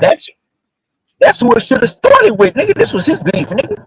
This was Lane. Lane should have been the first nigga going there. Period. Why the fuck you need to hit Pac?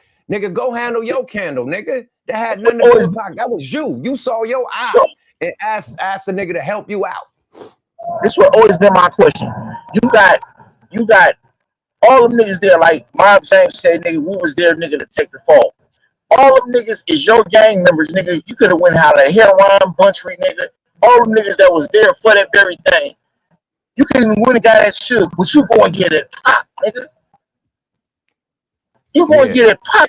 Why you even going to get it so No, they know Pac bomb. Pac activate, man. Pac was in Can-Am. You know what I mean? If you know, you know. Pac wasn't taking no disrespect. Pac was checking shit. You know what I mean? Checking shit. So they knew that Pac would check shit. Like instantly check shit. That's why they went to Pac first. I'm telling you, Pac was a firecracker, my nigga. I understand that. I understand that. But I'm saying all them niggas was there for that though. That's what they're there for. Pac is the star. They're there to activate. Right. I don't agree with them. No, going to Pac, I don't agree with it, but dude knew that Pac was more turned up than him. That's why he went to like Pac like he the big homie. You know? So they say he's turned up than Buntry? Because this nigga Lane trying to make his. I think Pac is more turned up than Lane. I think Pac was more turned up than Lane at that time. That's obvious, but I'm saying though, by him going, because now I done heard Lane talk, he trying to make it seem like nigga, he was big dogging on Pac, nigga, like he was taking Pac under his wing. But I'm saying, so by that statement, I was Buntry and Heron. That was Pac homies. He never mentioned Lane in his raps. Right, so I'm saying, but them niggas was there, so he don't go. So them niggas don't respect him enough to ride for him. I'm saying that's just all this aftermath. But I'm saying, I'm like wondering, like, damn, these the niggas is there. You got the penitentiary hitters there though, nigga. You got the nigga Come on, bro. You don't go get a country, nigga. Yo, come on, nigga. You gonna get a pop. Oh, because he turned up. Everybody there to turn up. All them niggas. All them niggas got records. Every last one of them. And So that's what they there for. They there to turn up, not watch the fight, nigga. Pac there to watch the fight, bring Tyson out, nigga. Suge there to watch the fight, bring Tyson out. All the hitters and motherfucking security is there to activate. Period. These niggas in their 30s. Pac is 25. These niggas in their 30s. Suge was 32 at that time, nigga. Come on, bro. Your niggas is veterans, nigga. Come on, man. But I'm just saying, that's a whole other conversation. But I'm just saying, like, nigga, what? Ain't no. Go ahead. Land your plane, my brother. My bad. I'm just saying, it ain't no honor. It ain't no honor like this, nigga. But I learned a lot from this about as far as honor, man. Nigga, like, that shit been dead. It been dead longer than I thought it was. I was there. But it just proved how solid Pac was. Like, niggas saying that Pac lost his life for being too loyal. No, Pac was that without being a part of no politics. You see, shot the 2 off-duty cops about somebody he didn't even know. But it was a black man getting jumped by 2 white men, and he had to go out and activate without no gangbang politics. That just was Pac. He was just about his black brothers and sisters, period, as a whole. No matter what the politics, nigga, Thug Life was Crips and Death Row was Blood. So he was fucking with both sides. So he didn't have no problem with nobody. He was trying to unify that shit, you know? That's what me and you say, yo. Me and you say that. Me and you share that agreement. But these other niggas was saying that Pac was doing that because he was trying to be a mob pyro. Because he's trying to be a blood. No, he wasn't. Right. Pac was trying to unify that shit. He had Big Psych over there. He had the Thug Life niggas that was Crips over there. He had his blood homies nigga over there too that he was fucking with since he got over there fucking with Suge that he met, you know, held Suge down. He got his niggas he fucked with right there. So he was fucking with both sides, my nigga. That's what Pac was a Pac Crips, my nigga. Literally. Pac is he's a Panther cub, bro. His job is to unify. He was trained to unify, my nigga. You know what I'm saying? Unity is in his DNA, man. That's what his mama and them fought for, man. You know what I'm saying? You know what I mean? But niggas don't understand that though. They want to put a whole different twist on it because that's something that they do. Niggas project a lot. Just because they think a certain way, they assume everybody else in the world for that. But nigga, like you say, Pac fuck with everybody, man. He fuck with everybody, bro. And oh man, you niggas is ridiculous, bro.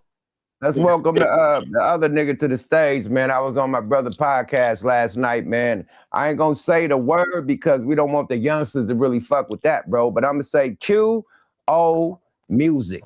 You know what I mean? Welcome to the stage, my brother. Unmute your mic. OG, how are you, man? Pleasure. The pleasure is all mine, brother. And I appreciate you pulling up last night, man. You definitely are a unique individual, man. And the energy is insane, bro. So yeah, salute to you, homie. Word. Thank you, man. Come on, man. Salute to you joining the stage, man. How you feel about this, man? You out there on the East Coast, man. You know what I mean? How y'all feel about this, man? I'm gonna ask you one question. I'm gonna ask you one question besides the specific question. Do you think that them mentioning Puff and the bounty, the $1 million bounty that was on, you know what I mean, allegedly put out there, that they gonna try to get Puff in this case if he lose the case? Do you think that will probably be like the aftermath? Yeah. Now I'm gonna tell you why. Because see, the feds don't need what the state needs to pursue anything. So with them doing a dart like that, see, that's how the feds be getting people. The average person, like let's say you get, I don't care what your state laws are, you get a gun charge and then you plea it out with the state. The feds will use your plea agreement, which is you against you. That's why the conviction rate is so high. So for everything that is occurring with him, and don't forget, you know, they do something called superseding indictments. So yes, I can definitely see them taking this situation and opening up a whole brand new bag of worms. Now, will it affect Puff before he gets released? That'll all be dependent on the outcome of this case. If he gets convicted, hell yeah, they're gonna have to push the envelope. You know what I mean? If not, then you can probably say, you know, a year to 18 months and they coming. You know, they don't, the feds don't need physical evidence. You know, conspiracies continue to go. You got people locked up right now that were under an investigation. The conspiracy still hasn't finished. That's You got crazy, right? people like Bill Cosby, nigga. They came 50 years later and locked my man up with no evidence, just confessions. I agree with I that. wonder. I agree with everything that brother said. I agree with. He was dead on. Dead on. Yeah. I believe Puff might get accessory, but if they find the dude that Keefe D said that allegedly got this money from him or whatever, Zip is dead, that's the man. piece of Zip meat. dead, Zip dead, He's Zip dead. dead. Yeah, now, see, Oh, look, that's well, where the that feds come might into play. exonerate Puff then, because like Not it's hearsay now because they got to prove Puff. You know what I mean? It got to be something besides it's this dude hearsay word. from one individual, but what's the light-skinned dude name? He is alive and well, man. They got the club and all that shit in Harlem. He out there in Cali, something crazy. That's the dude that was documented, bro. Was the launderer, should I say? Light-skinned dude, man. You know what I mean? But he alive. It's a lot of people that's in Puff Circle that's alive right now. And the one thing, that's where they getting smart with, as far as making sure that things are on the books.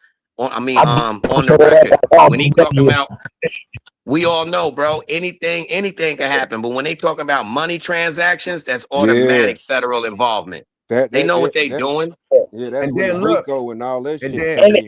It's state to state. The same shit they trying to hit dirt for is state to state. But then the feds could pick it up then.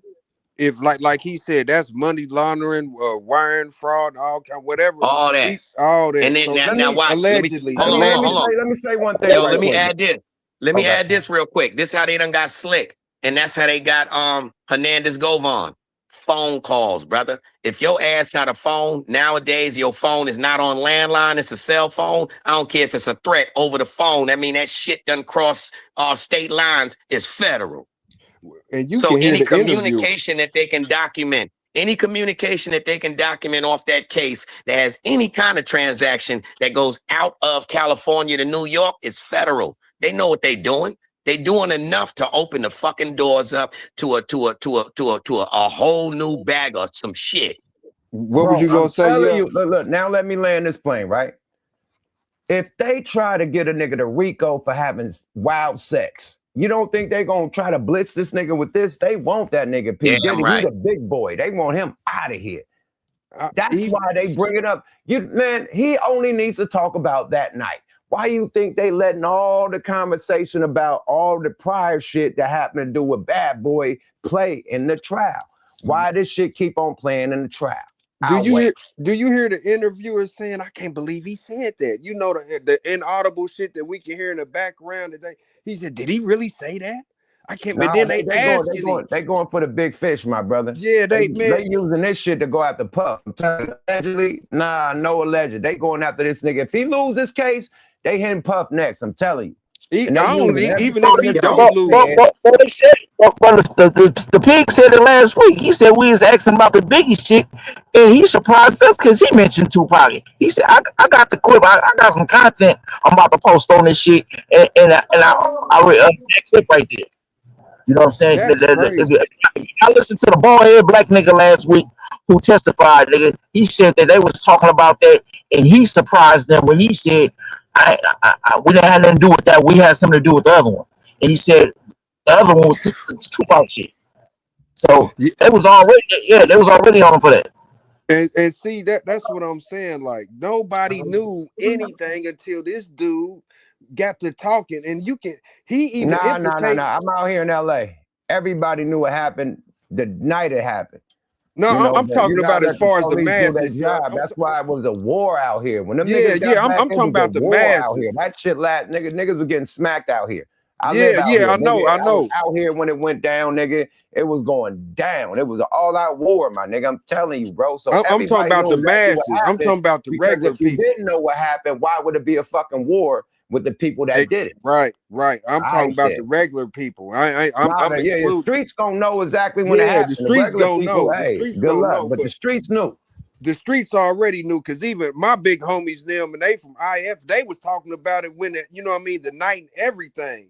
The streets knew what happened, man. The streets knew, but the masses, as far as like, this is 30 years old. damn near, you know what I'm saying? Like, no, when I say nobody, I'm talking about like the fans and the people that's really intrigued. Nobody knew. Then he popped up 4-5 years later. The Like, a nigga few years, Keefy D said when they rolled up, he looked shook right in his face. right in his face. My nigga. I looked at him in his eyes. Then you got other witnesses that was in cars that seen these niggas rolled up, that could identify niggas that, you know what I mean, that's no longer here. And remember the camera view. People that was in them cars that seen them niggas too. So everybody knew. The streets knew. That's all I'm gonna say. And remember the cameras, all they did was have like the dude with the jersey on, Orlando, all they knew that you know what I mean? No, like and I'm gonna say the streets knew. Let's end it at that. We ain't inspect the gadget, man. The streets knew. Let's go. Right. Backwards. Chris Brown, Soldier Boy, Justin Bieber. You gotta listen. You know what I'm saying? You got all that money, get away from this bullshit. Because all it leads to is death, penitentiary, and heartaches for your family. You know what I'm saying? People out here, we grew up in this shit. You guys from another town, dude. You need to leave that shit alone. Take it from KPD, leave that shit alone.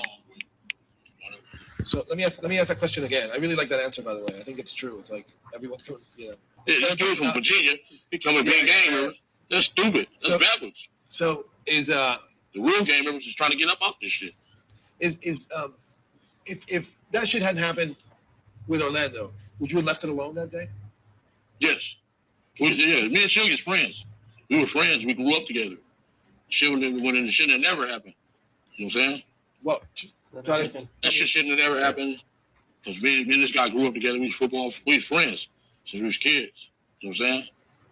I want to tell you the whole truth about this shit, about the balls. Okay, but this brings up a good question. Did Suge know that who he was dealing with Orlando? Did he know that he was your nephew?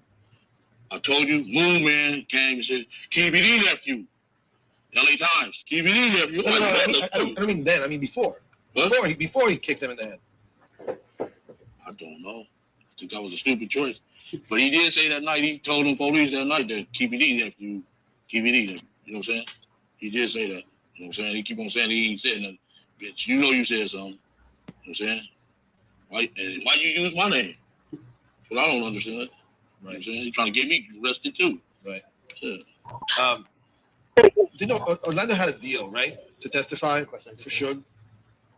Can you talk about that? What's that? You heard me. Orlando had a deal to testify for Suge at one point. You taking all the stories out of my book.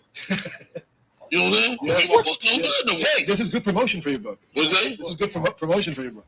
Oh, you know about that too? You just told me about it. No, I'm talking about the meeting. Oh. Is there any truth to that? That Orlando agreed to a deal to testify for Suge? Okay. What's that? I think I'm gonna go to that one. Okay. I'm gonna save me something for my motherfucker. What kind of no surprises? Hey, homie, yeah. You did your work though. Right? I see. Well, next time we talk, I'm gonna drill you on those. All right. There's no escaping it. Nora, are we good? Do you have anything?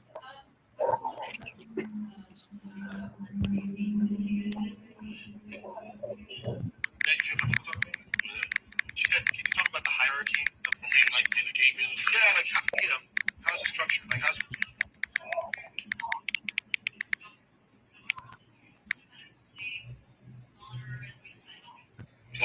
Yeah. Look at me. Don't look at me. Okay. The goes of the street.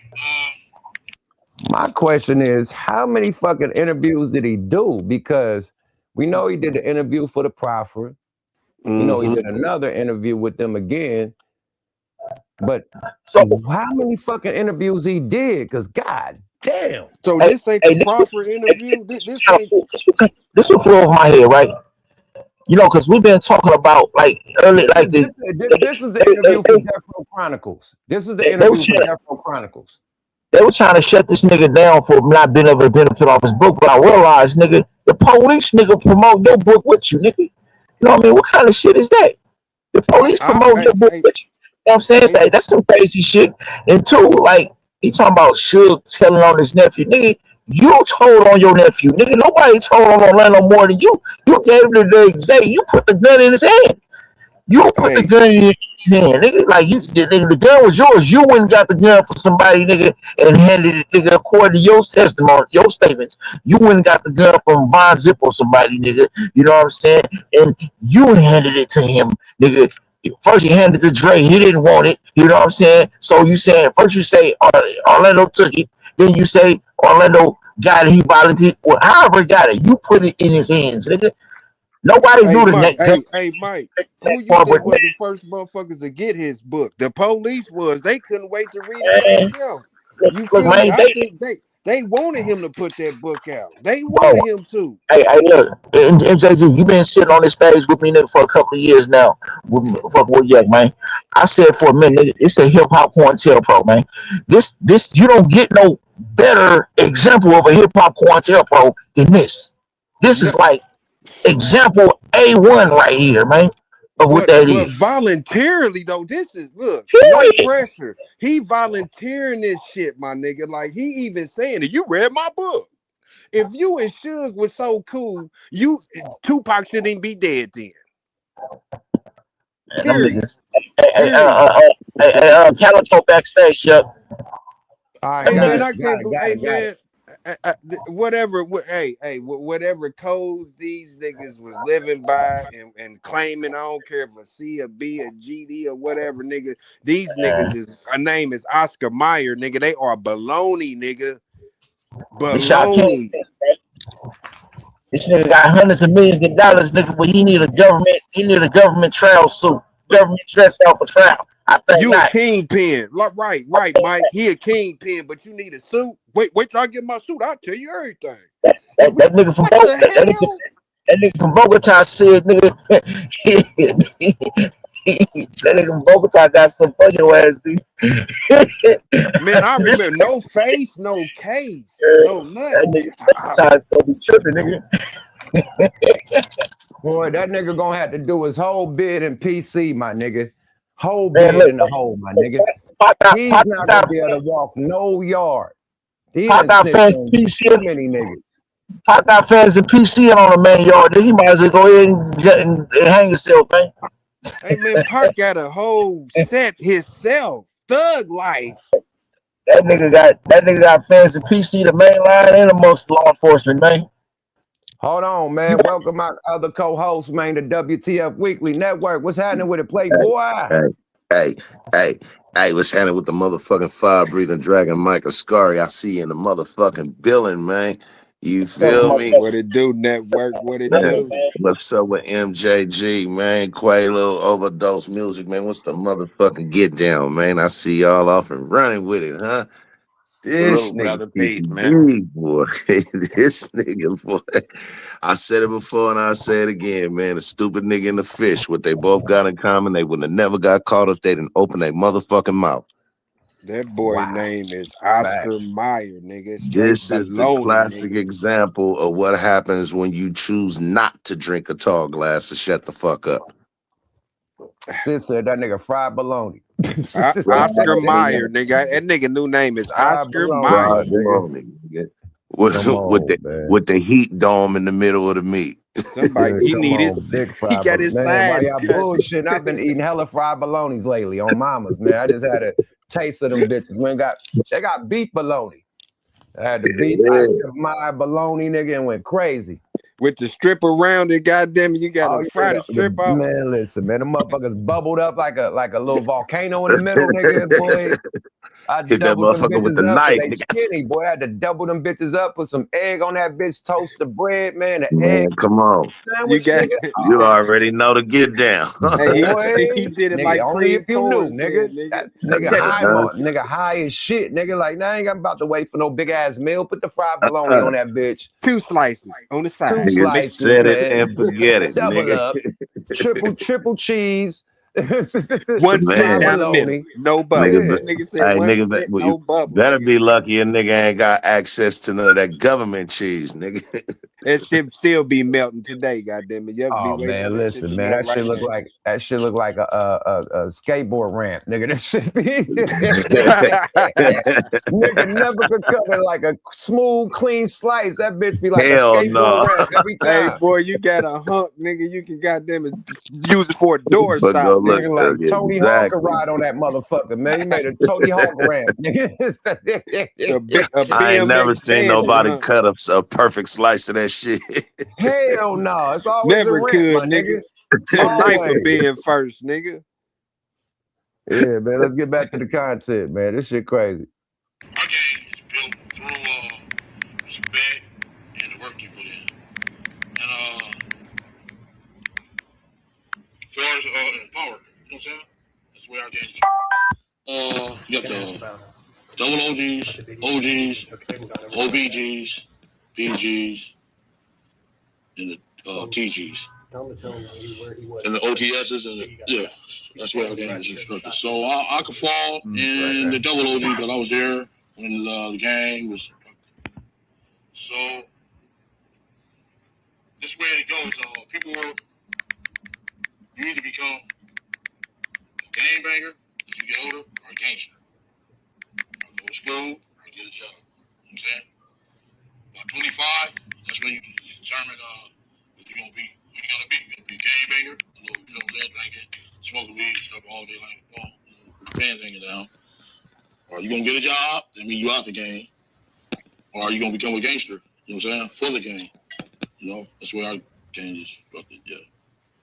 Do you think that Suge ran the label like a game? Yeah. Yes. He kind of hired all gamers. You know what I'm saying? Yeah. He hired all gamers. He trying to get niggas blitzed. What the Wow. fuck? He knew this interview was gonna come out on Death Row Chronicles? Nigga, this is on BET. I think so because he keeps saying like, wait, I gotta tell it all. I'm gonna tell you everything when you know what I mean. I'm gonna tell y'all everything. Like so what is he prefacing? This nigga's the inside flap of the story right now. Hey boy, this is some crazy shit, but he the star witness against his own case. How you gonna beat yourself? You go. He beat himself, my nigga. You don't need I heard they got 200 witnesses. You don't need them. All you need is this nigga right now. He's a star witness against his own fucking self. This is crazy. He done already put himself in the car, sliding the strap. God damn it. You know what I mean? You can't tell nobody not to be in no gang or nothing, big homie. You goddamn it. You for what? You gonna I'm through. Tank, what up with it, nigga? Tank, unmute yourself, nigga. I'll mute you. All right, there you go. Tank, what up with it? Bro? What's up with the family? Tank, what's happening? What's good with it? Man, we fucking with it, man. You know what I mean? You tapped in, bro. You know what I mean? We talking about this KPD shit, man. I just said the nigga was a star witness in his own case. What we doing here? I was forced into this life. By who? Look at him. They. The educated brother from the bank. I'm here for it, dog. What we gonna discuss? Akeem Akbar. I told you this shit is bigger than me. Background down, bro, because you got an echo coming from your shit, Tank. I can't hear him. No, he had an echo coming from his screen, his TV. He probably got the big screen on and he tapping in. Yeah, it was whopping. Michael Scary in the back, yep. All right, let me get him in. What it sound like right now? I can hear you now. You're good. You sound better right now, my G. Right back in this motherfucker. I can't believe what I'm hearing, y'all. Man. I'm telling you, this is a history lesson, man. I'm talking about for all the youngsters, man. But understand something. No, in this case right here, look, normally the DA would have to build everything that the law, the judge, the jury, whoever have to convict this man came directly from out of his mouth. He gave them the smoking gun against him. Nothing nobody else can say what is more damning than what he said about himself. He gave them all the critical shit they need to convict him in this case and to possibly convict somebody else for a whole nother case. He Stick did that. yourself, pretty No one Tony. else. Stick He did yourself. Hey, that. manuscript. All of it. I mean, from him Everything not everybody talking. else said is Oh hearsay. my God, man, this dude. I can't. Wow. I He didn't said he even the need the star book. witness in his own case. He fucked himself over. Right. He didn't need his book. Just this interview alone. If this came like y'all read the book, you taking stuff out the book. How you know that? See, what happened is when that interview first hit, right? And motherfuckers got wind and was privy to him having a whole interview out there. That raised all of the interest. You know, so what are you talking about? What are you talking about? And see, what he didn't understand is the concept of giving a motherfucker enough rope to hang themselves. And he figured out, well, they didn't come after me. They didn't say, shit, man, let me give me a few dollars off this shit. Yeah, man, the book coming out, man, the book on the way. Let you go ahead and get the book. Oh, don't dance now with your big ass. Yeah. But at the end That's of the the day, problem I have, Calico. It's the problem I have. You got law enforcement promoting a book on a crime that they're investigating. There's something wrong with that right there, man. That being they didn't spoke on. promote the book. You know what I'm They didn't promote the book more than he did. But look though, they Absolutely. didn't have no evidence. Absolutely, but I'm saying like they're right there writing the book with him. Like I've never saw this. I ain't never saw no shit like this before. Ever. Me neither. Ever. Look, they look, them detectives is this close, and then all of a sudden, look, somebody could throw something on their desk like goddamn the Starsky and Hutch. Look what we got here. Look what Huggy Bear done brought us. He better hope that they find. He better hope that they find his ass guilty. I think either way it go, he watched because that profit agreement was that he couldn't tell no lie. He's getting to know that all that shit was fiction and it was a lie. So he violated the property. He put himself in a damn you do, damn you don't situation. Well, guess what? He didn't understand what I never proffer thought and about that. immunity So meant. if he's saying that the proffer was a fairy tale, he could get arrested for lying on the proffer. Look, right. he thought he thought he yeah. had immunity. They didn't tell him he had immunity. They just said a proffer. Now tell Well, him what it is again, Mike. Tell him what it is again. He had immunity in California that for that proffer, but the crime happened in Las Vegas. It don't extend to There Las you go. Vegas. That's There a you different go. state. Thank you. He fucked himself, Mike. You right. He and I said that a long time ago. Nigga, if you get if this shit happened in Nevada and California is offering you immunity, what the fuck jurisdiction do California got in Nevada? This is why I dispute him being a drug kingpin, because the drug kingpins pay attention to the laws so they can keep their operations above ahead of the law, nigga. A kingpin would have knew that type of shit. What you say and don't say, nigga. This nigga is this man. This nigga is he just. He could have told a story on his nephew. He could have said That Orlando nigga did could have it. I kept just his told the motherfucking story. mouth closed. How about that? How Right. about zip it, nigga? You feel me? How about what Nancy Grace always say to her hoe? Zip it? Nope. Zip it? No more. No. No. Zip it. Like zip it, nigga. Listen to Nancy Grace, my nigga. Zip it. Okay, Keefy D, you need to zip it. No, nope. Yeah, zip that shit, man. I think. Let me ask y'all this. Hold on, man. My man, my homie, man. My nigga overdose been waiting for a minute, man. Pop your shit because he was a victim of the criminal system or the penal system. You know what I mean? Where he was locked up for a long time too. So he know how vigorous that the court system could be. You know what I mean? Where he was locked up for a long time. Somebody got an echo. You know how vigorous. Yeah, he made me get in. You know what I mean? Somebody, whatever other that tank got the echo. Go yeah, ahead. whatever device that you listening to, you gotta mute that. Yeah, hey, Tank gotta mute his shit. But go ahead, Quaalude. Yeah, peace, brother. Again, yo, I was gonna ask you this, man. I'm 49 years old, right? So I'm wondering, this crime happened 30 years ago. Like, are we really looking at what we are dealing with? Like, are we really, looking at an actual trial, or are we watching the future in real time, meaning what's on trial is perception. Perception. That's all that's really on trial is people's perception of situations that happened 30 damn years ago, bro. And no human being logically, we all know once you get older, the only things we remember 30 years ago are things that meant something to us or repetition. That's just scientifically proven. So when they know that we dealing with the bare minimum, and they pushing this as a major situation while there's so many other things going on. Shout out Nolan Wells. You know what I'm saying? Like, it's shout out Richard. It's so much crazy nonsense going on right now. You know, Gary, Indiana ain't had no electricity in 12 days, 13 today. Like, come on.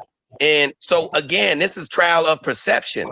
What we think about, what's really on trial is our love for Pac and the man that so-called talked about it so long that it's time that somebody got to serve for it, man, because we can't, it's a manipulation tactic. We can't just praise, we can't make Pac our Elvis. Nah, something got to go down. And guess what?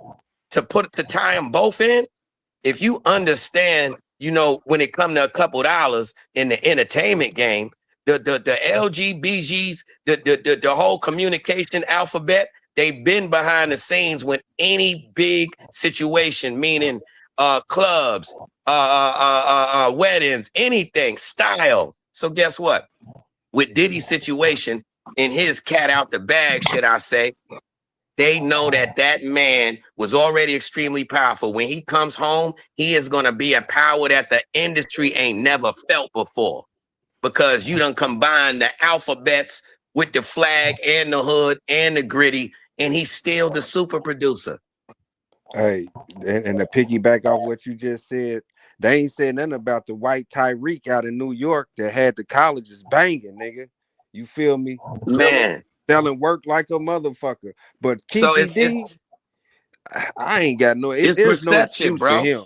Look, there's no other way. The only way this trial can end is a guilty. There's no such thing as not guilty, because the only thing that's on trial is perception. It's the same thing again that the feds use against you, your own damn statements. It's a wrap.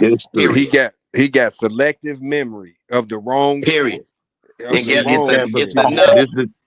You can't have selective memory if they have your. Without it, that look, we ain't even talked about the Vlad interview. That's what really got the That's what I'm Hold saying. on. Well, let me ask you this, Yup. Since you knew Pac personally, what's your discrepancy with the death pictures, man? Pac got shot bald headed, and then when they showed the autopsy, he got a little a month fro on the autopsy bed. I didn't, man, me personally, I didn't want to see that, so I didn't watch them. When they said they was bringing up the autopsy pictures, I didn't even watch that, brother. I'm not. Yeah, no it's dude. a lot of discrepancies, them man. type of images that stay in your head. Like, that's why I don't like funerals. And that's what's on trial, bro. See my homie, my last vision of my homie embalming and looking crazy, like I ain't seen him never look before. So especially watch this, bro. And you got somebody middle of his body opened up. That's a lot to look at, you know what I mean? So I didn't want to even peep that shit. You feel me? Straight up. So you agree? You agree? I want to see Pac as what he was before he died. Period. I don't want to remember no autopsy with him split in half with an afro. Sorry about that. So you agree that what's on trial is perception, because trying to really start some shit out there. It's not perception. It's long overdue justice for Tupac, bro. Like like fuck perception. This really happened, man. We lost a big. No. I understand. So and I a lot of other it's people always justice for Pac, but we don't because of this shit. So this ain't no perception shit, man. This is about motherfucking time, bro. No, I'm talking about the evidence against him. Like I said, they came back for 50 years. Bitches testified from 55 years ago to convict Bill Cosby with no evidence, just testimonies. And he was sent, nigga, they sent his ass up there, Bill Cosby, for some shit 50 years ago that they could not prove. But they got enough women and enough people to say the same shit that he got convicted. Now, all we got right here is him saying it. A million interviews, a million books. It ain't just him saying it. It's the love for Pac, bro. It's the love for Pac for people that put it like this. Watch this. My stepson is That's why 19 years old. that's why people have a passion for this crime being solved. For the love No, of we don't. Tupac. This is like, come on, No, it's like if somebody we don't have a case. We don't have a trial right now if Keefe D don't open his mouth. Period. So it starts with him. That's for one. My thing about when it comes to justice for Pac, man, you know, when the United States government want to get justice, man, they're going to kidnap a president, man, Obama motherfucking country, man. Here's got to roll, right? So my thing is this, you know what I mean? You know, locking a nigga up and putting an old ass nigga who probably ain't got no more than 15, 20 years left in his life sentence anyway, it's not justice, man. You know what I mean? In my opinion. You know what I'm saying? You know, but I'm biased. I'm anti-incarceration. You know what I'm saying? For obvious reasons. So you But I'm rather just this saying. nigga be walking around for an extra 15 years without answering for Tupac's death? I don't agree with No, that. no, we talking some perfect. No, I'm no, supposed to be I'm close talking tomorrow. Release somebody that, yeah. I said if we want to talk American justice has always been death. You know what I'm See, saying? look, That's just man, about this, Bro, my I thing don't look, is, check this this shit is out, man. not, Check this this out. shit is not considered justice Let to me me. This shit respond to is that. Can I considered respond karma. first? Let me respond, then go ahead after this network. I think that yes, I don't give a fuck if it was 40, nigga, 50 years later. We're getting justice for Tupac, nigga. That was our Michael Jackson of hip hop. That was our Elvis of hip hop, nigga. This is bigger than fucking life, bro. And I hope we get justice for Biggie next, nigga. Period. Because he was bigger than life, bro. Hip hop icons, man. Period. Them was my homies, both them niggas, bro. So yes, this means a fucking lot. This ain't just no nigga that's trying to, hey man, he only gonna get 15 or 20 years. Who gives a fuck? Let him die under the jail, nigga, if he did it. Period. Straight up. And now we need to know who did the Biggie shit next. Who did Biggie? Right. Like, if you nigga, get ask justice me, for Biggie too. Like, fuck all that, man. Like, nigga, them was my niggas, period. they didn't Straight even up. want this shit solved. somebody If would we be the watch subject. icons get took out of game for being competitive in rap. Now, how many times the game done beef with a nigga and nobody died? How many times the 50 Cent done beef with a nigga and nobody died? That's how it's supposed to be competitive. How many times Jay-Z done beef with a nigga and nobody died? It's supposed to be competitive. It's like right now with the YNs, niggas die. But back then, niggas wasn't dying over no motherfucking beefs. Niggas was against MC Shan. The bridge is over. You had Cool D against LL. Like, it was going down. And it was no death. This nigga Yep was on Master P. This nigga Yep was on Master P here for 10 years. Nobody died. Nobody died. But look, right? See, that's one thing they got in common. And That's they one thing didn't they want got in this shit common solved no because way, y'all. You know what I'm saying? they Just like with influential. Biggie, we still waiting on One at Biggie. a time. My please. bad, my bad. Let me say this, man. This shit to me is, I ain't gonna use the word justice. I'm gonna use the word karma. This is karma for this nigga. And secondly, man, right. And secondly, man, when it's the person that's on trial and they're using your words against you, they're using your actual voice and what you said verbatim against you. You know what that does and what fucks him even. He's fucked in a special kind of way, because now what they're playing, the testimony that they're playing, since it's from you, that removes all motherfucking claims of hearsay. And not only that, it fucks you over on appeal too. Because the court, like what are you going to appeal after you convicted? You going to appeal what? That's what I'm saying. It's no, nigga, you can't say it's hearsay. You can't say, nigga, that you killed you. You killed you, nigga. And that's the best kind of karma, nigga, because he didn't have to wait on nobody else to do it, nigga. You did it to you, nigga. That's at a time where people who are avid Tupac fans are the ones who's running the country now. You know what I'm saying? This ain't like early. Like I think he probably would have had a shot if he would have got caught maybe a year or two after this shit had happened or whatnot. But because the people who are law enforcement, running prisons, judges, a whole generation now is really this Tupac generation. Like, I was 16 when Pac got killed. When he showed he wanted to be a thug, 16 years old, nigga, I was 6. He was rapping in my generation. You know what I'm saying? These are the niggas that's running the motherfucking the world now. So it's like, who are you going to appeal to? But look, and this is the reason why I chose the word karma. Look at that car. There's 4 people in it, right? Number 1, dead. Number 2, gone. Number 3, dead. Number 4, you fighting for your life. God damn. Nigga, revenge and Look karma at is 2 man, look, cold karma's a answers. motherfucker. All them niggas dead. You feel what I'm saying? And this Revenge nigga about to and lose his karma. life and spend his life, the rest of his life in jail. Yeah. So you're dead. Yeah, I That's think like he I think he definitely gonna get. He's done with as far as freedom forever, because what you just explained is combined with what I explained earlier. Once they get this conviction, it doesn't matter how much time they give him on this. He's gonna get a superseding indictment, because that exactly what occurred from what he did that came out his mouth, the book, the trial, everything. As far as the feds, that's what you call a conspiracy, and you did it by your damn self. It's a wrap. Nah, he didn't do it by himself. He didn't do it by himself. He's just the only one still left alive. No, what I mean by that spin is when you look at it, that's like Puff case. Puff got a RICO case by himself right now. You get me? Somebody gonna eat this. If he gets found not guilty, he can get charged for violating his proffer agreement, because the proffer agreement is that he could not tell a lie. He could not lie about that shit that he's talking about. It had to be the truth. So if he's contending and the jury believes him that it's fiction, then he violated the proffer agreement. So whatever he said, remember he said in his thing that, like, you can play it back. He said, "Man, I saved a bunch of people's lives, man. I saved my life, man. This is why I gave the story. This is why I'm talking, because I wanted to save people's lives." Okay, so if you want to say all that shit was a lie, then he just put them people right back in jeopardy. Just what you said is the reason why they gonna find him guilty.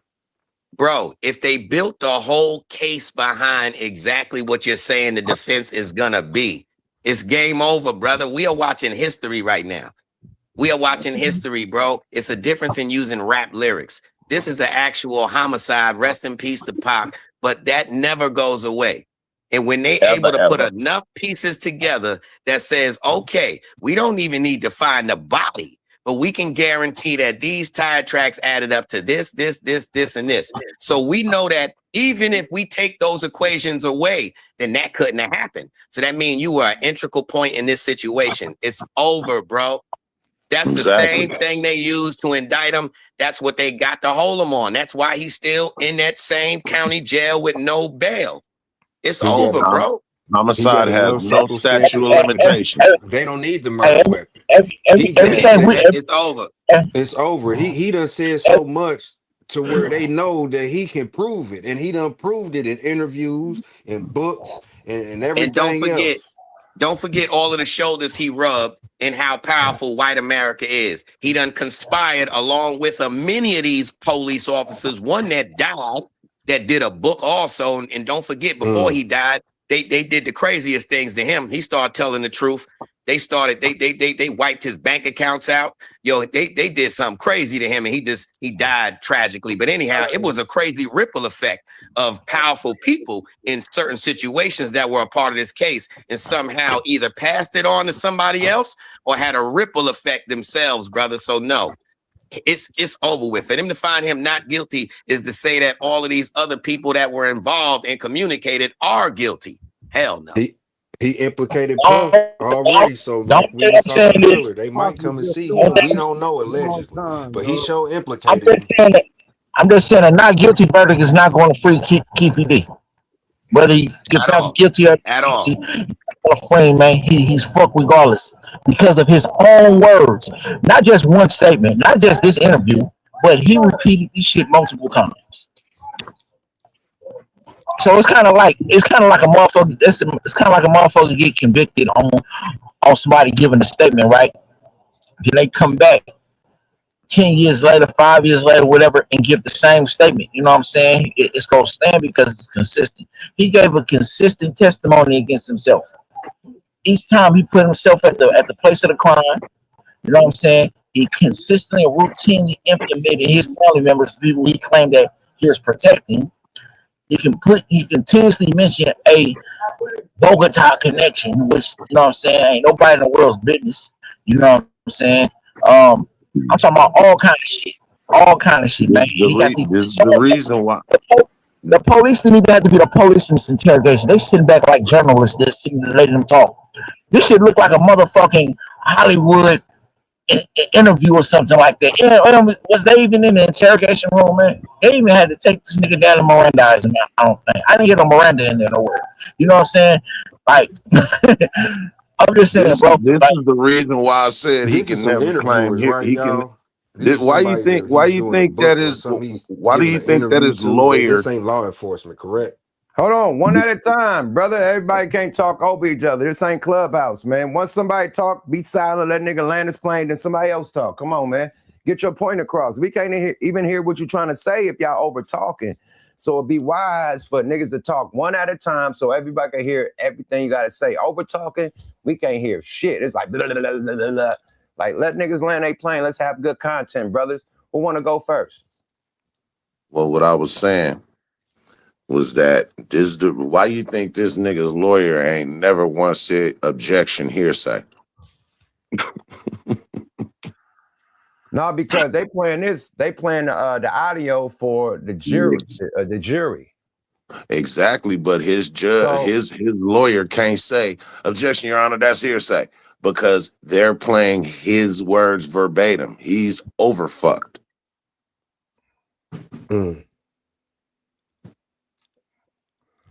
Okay, so let's fast forward a little because we behind. We've been, boom. Let's get to the person that they actually on the stand with. Let's see. The dude is like been around a while. The founding fathers and stuff. The founding fathers of the game. That's where our game stopped, the double OG. And our youngest getting members is called TSs, Tiny Soldiers. Oh, so they went to a break after this.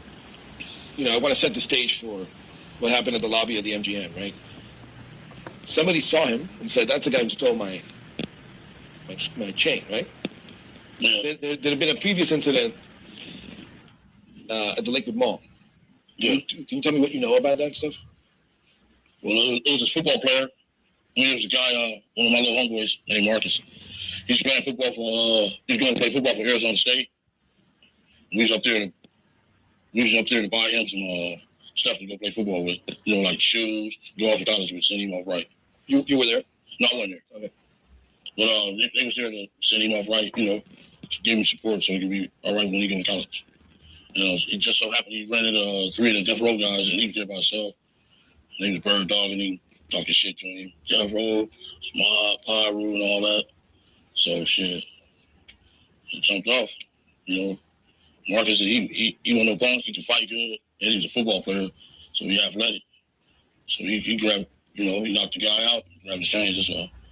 We ain't got no bounty on no chain. We don't want that little punk ass chain. You know what I'm saying? The little chain, won't worth shit. So they started it. They started it, yeah. And who's Marcus? Marcus, he was a football player he was from our neighborhood. He just graduated from Dominguez High School, so he can play football. And he was there that day he was there at the mall by himself. Then it was 3 guys from Death Row there, from Pyru. They was bird dogging, talking shit to him, woo, woo, woo. Because he had on a little S hat that represent our neighborhood. So they was, bird dogging him just so my nephew knew happened to come up to the mall. So he got involved because he saw what was happening, or how did he get there? Or like my nephew get there? No, they was going to meet him up there so he can buy some stuff, send him off right to Arizona State. Good athlete, play strong safety. Yeah, I'm just trying to get straight. Like they were together when they encountered the guys from Death Row? No, Marcus was by himself. How did Orlando get involved there? Orlando and his Marcus friend, they just graduated from high school, they all friends, played sports together. They came up to the mall to meet Marcus so they could help him send him off right to college. No, I understand that, but when the shit started happening, where was Orlando? He was walking into the mall, walking into the Foot Locker. And Marcus seen his homeboys.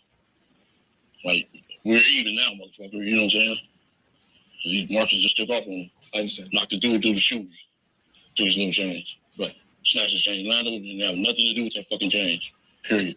Because I understood that there was like a bounty for the chain. That's bullshit. What $200, $300 change? Valley. We didn't need that fucking change.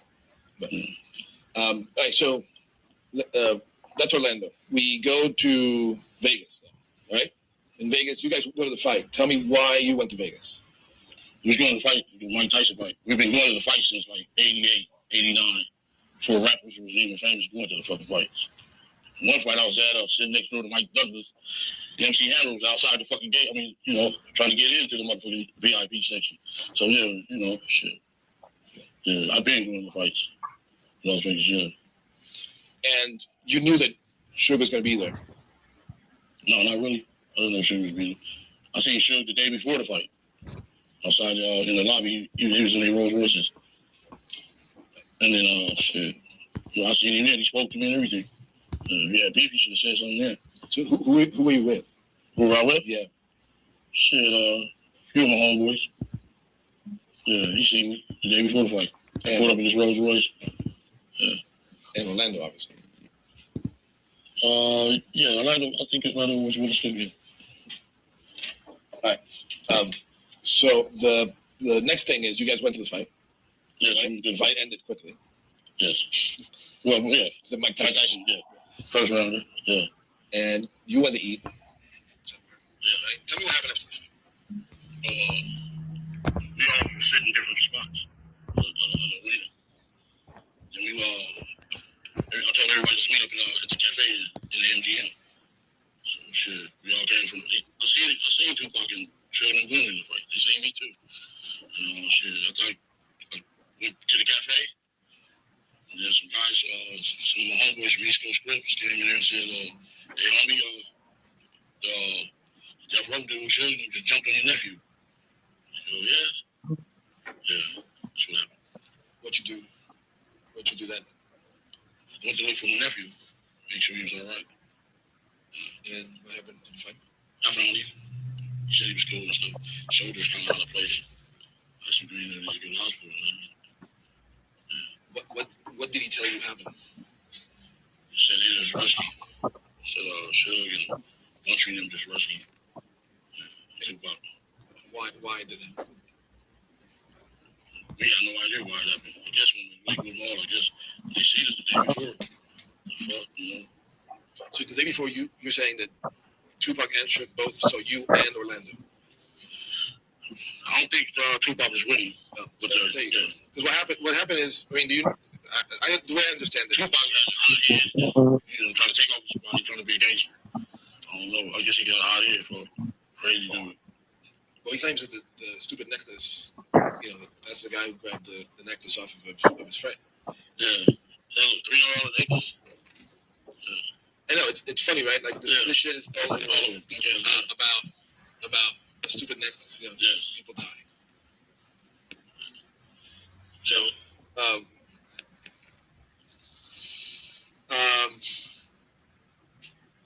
what happened after that? what happened after that? Yeah. Shit, went to the parking lot. Out of cars. And, had a little meeting. My little homie said they're gonna have a concert at the 662 Club. So I was just gonna confront him and ask him why would he jump on my nephew. I'm saying. I understand. And then, what was the? Just tell me what the little conference was about. You had a little meeting. So. What's that? You said you had a little meeting. What was it?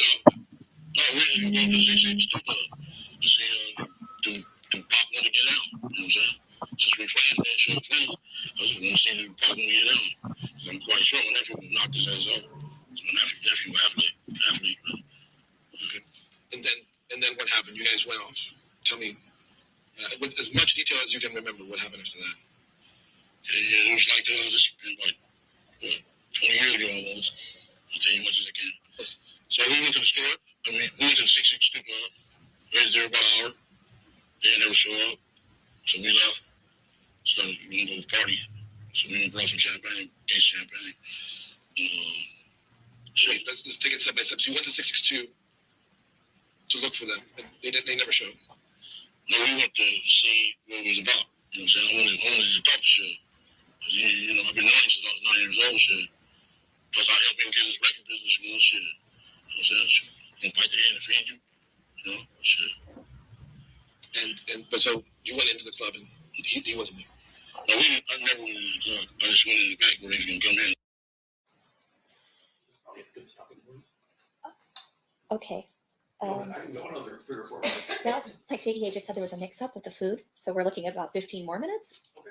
But I can also give them their break and then bring it in 15 minutes. It's just a natural stopping point in the break. So this is it? This is it. Okay, all right. We'll take our lunch break now. During this recess, you are admonished not to talk or converse amongst yourselves or with anyone else on any subject connected to the trial, or read, watch, or listen to any report or commentary on the trial of any person connected to this case by any medium of information, including without limitation, newspaper, television, internet, and radio.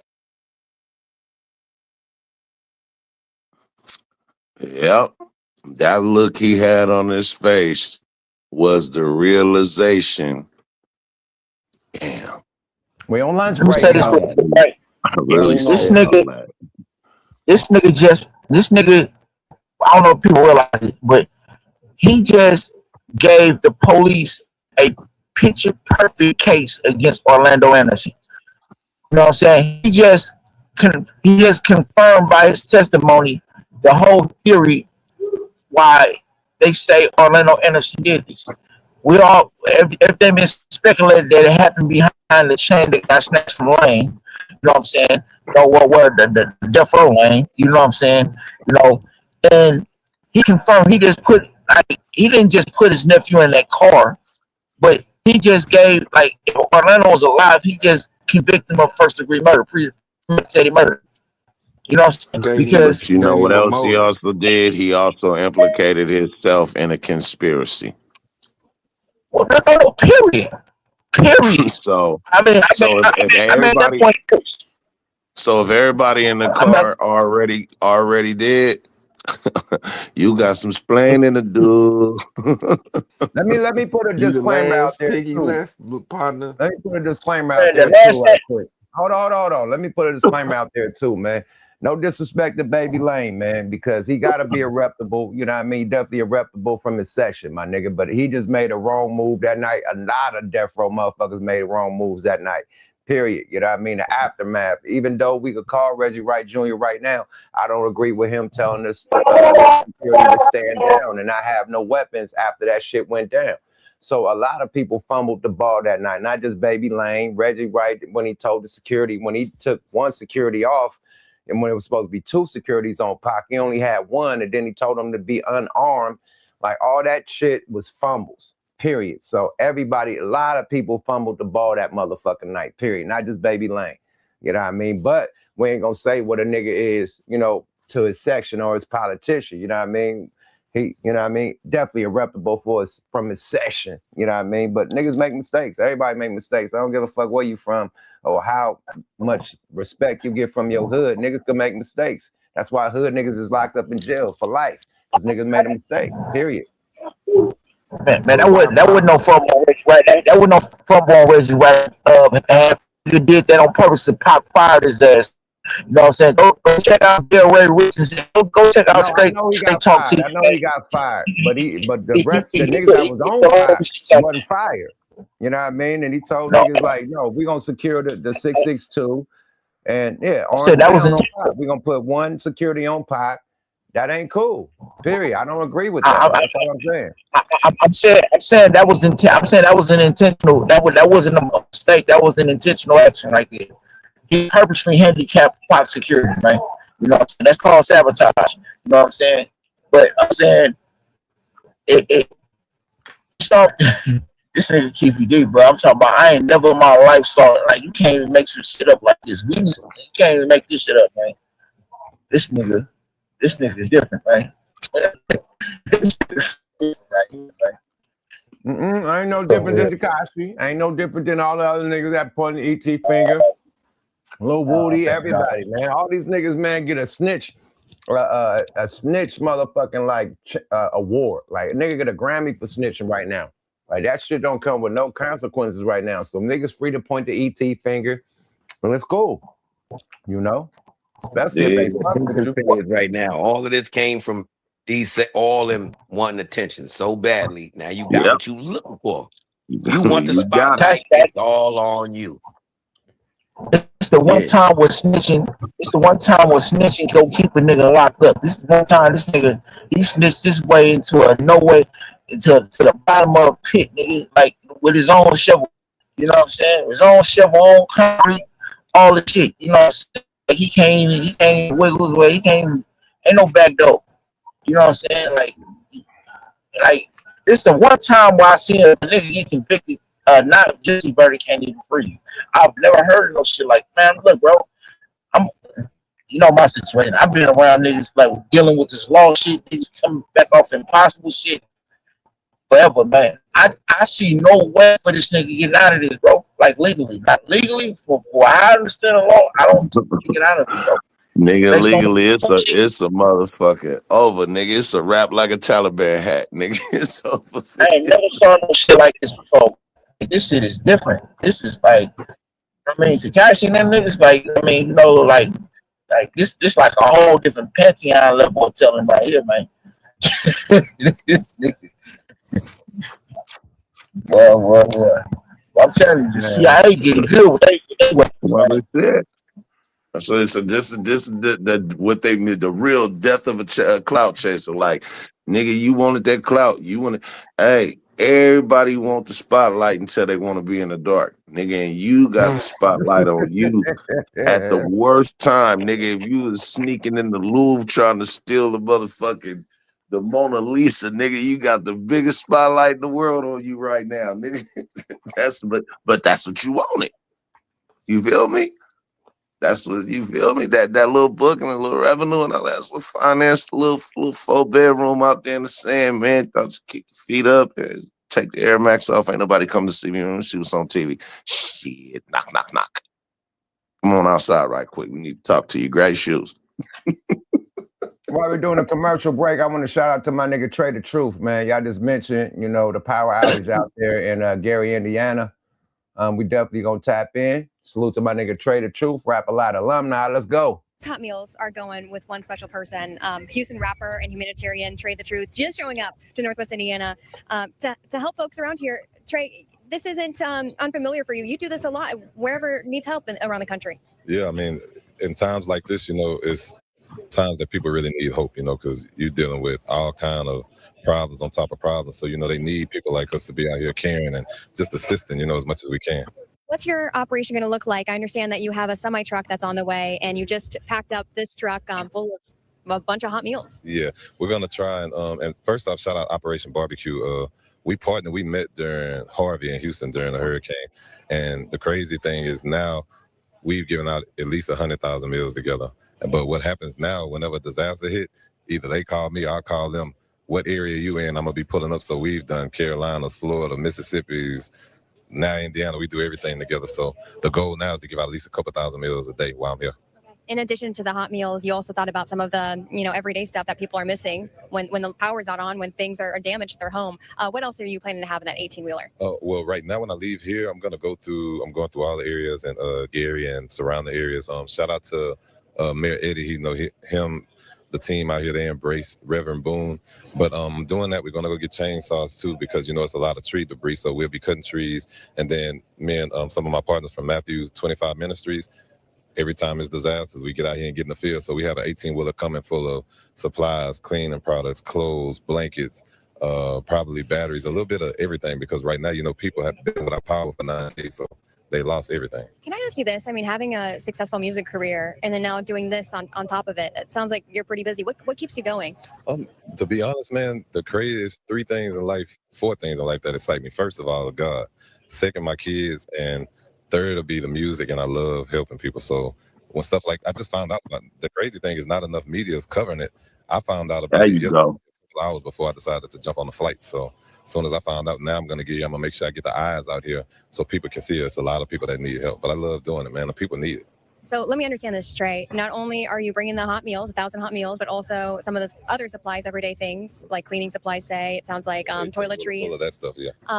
And you're helping outside. You're actually getting to work with the chainsaws? Oh, yeah. And it's crazy. People laugh, right? Because I'm a rapper. I never knew how to cut a tree, but we learned in the midst of having to do it right then and there. So it's another thing we love to do. We love to just work, you know. Okay, so next stop is going to be meeting with Mayor Gary. Yeah, Mayor Eddie, and then I'll be picking a couple areas to do this because they know when I come out with this, literally I'm gonna call them back. So they probably already trying to prep to get me more meals. So we're gonna get out here and just do what needs to be done, man. Cut trees and just really love on the people. I think that's what they need the most right now because it's a horrible feeling to feel forgotten. Yeah, just so people can follow, your operation, your journey. Is there some social media pages maybe that they can catch you on? That man said it's a horrible feeling to feel forgotten, bro. We in America, bro. We supposed to be in the biggest economy in the world, and we still got bad water in Flint. We still got no power in Indiana. Now it done reached over there to Memphis.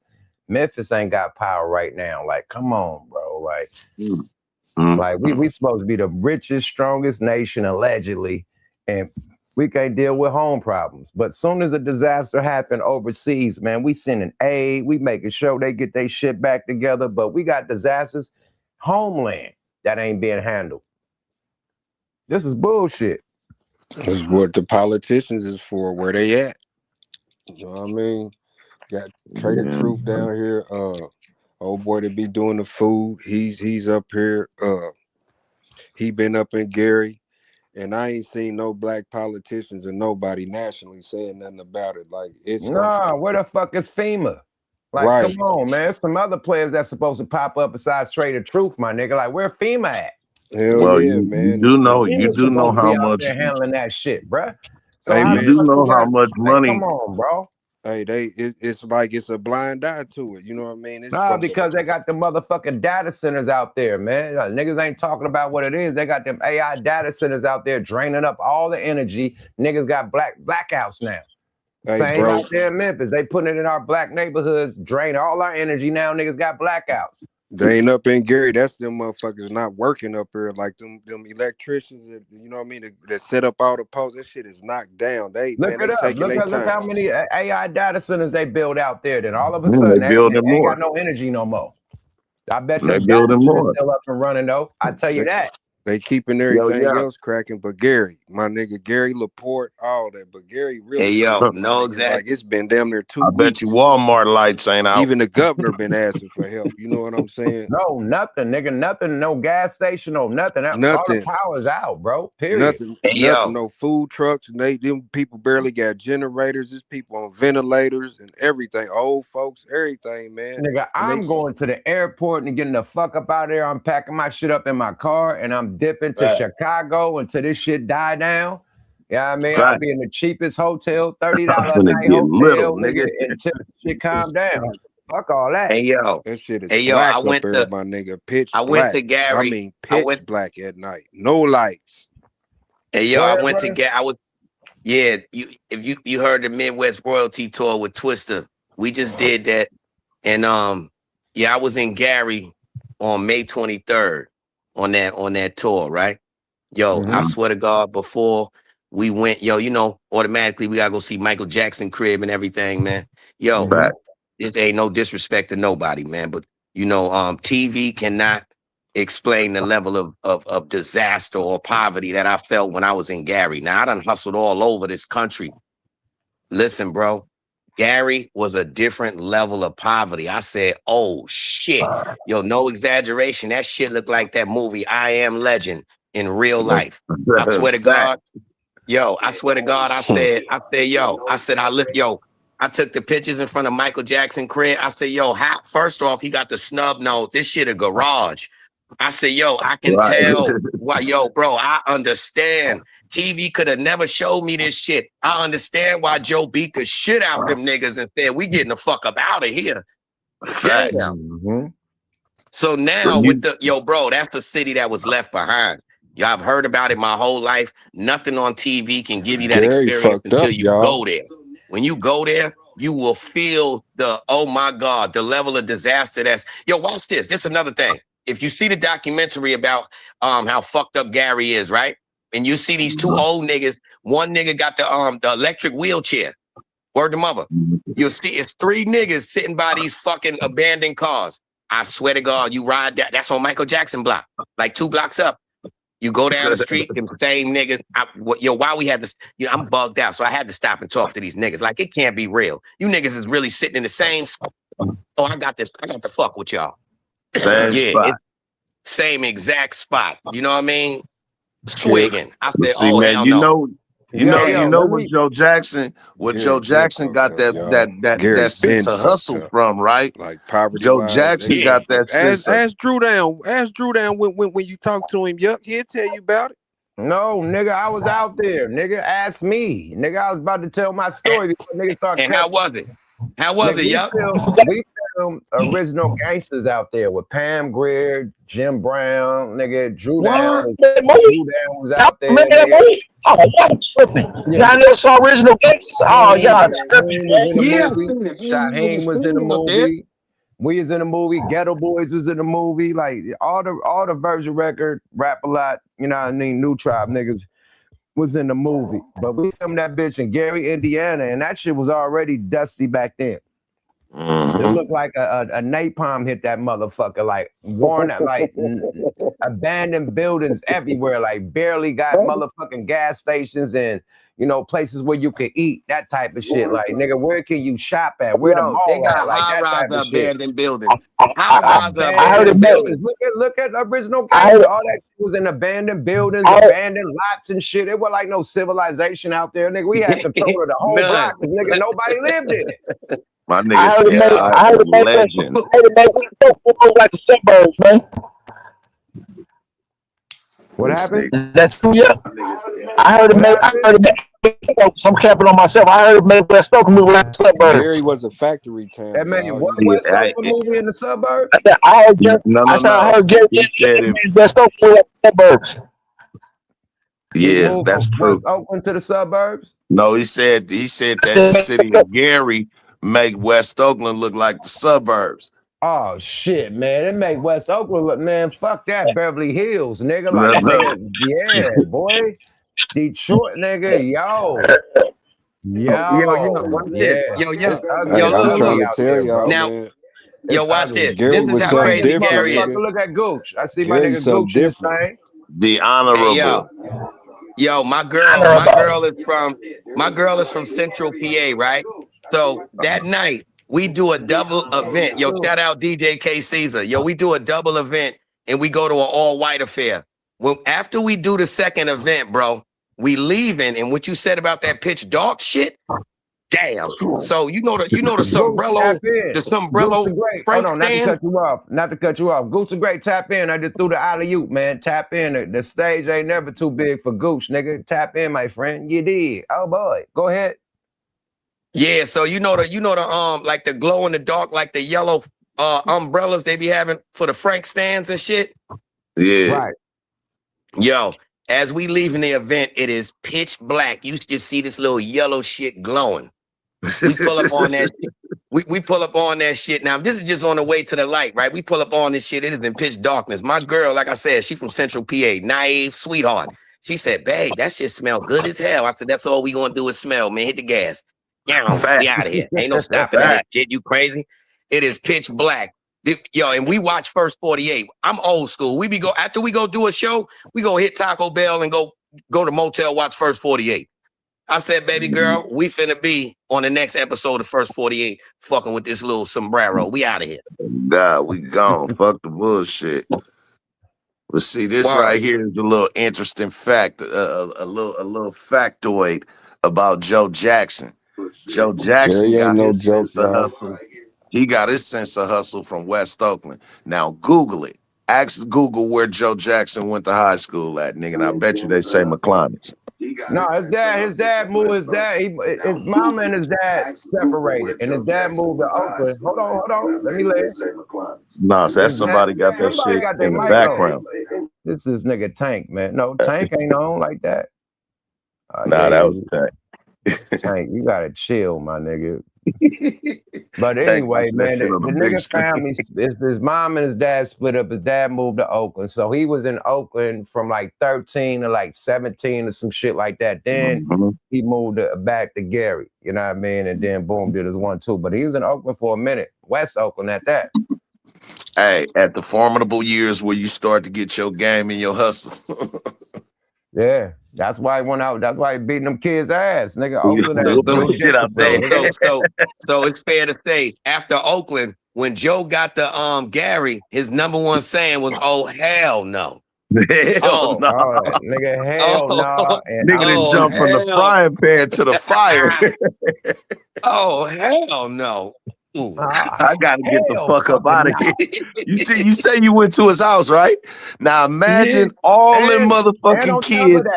On top of that, Oakland is the home of the Mac. This nigga grew up when the Mac was popping. That's why the nigga had the little perm going at all times. Nigga has like James Brown little perm going on. Like, and he knowing Gary, they wasn't doing that nigga was shit. player, bro. Hell no, they wasn't doing that.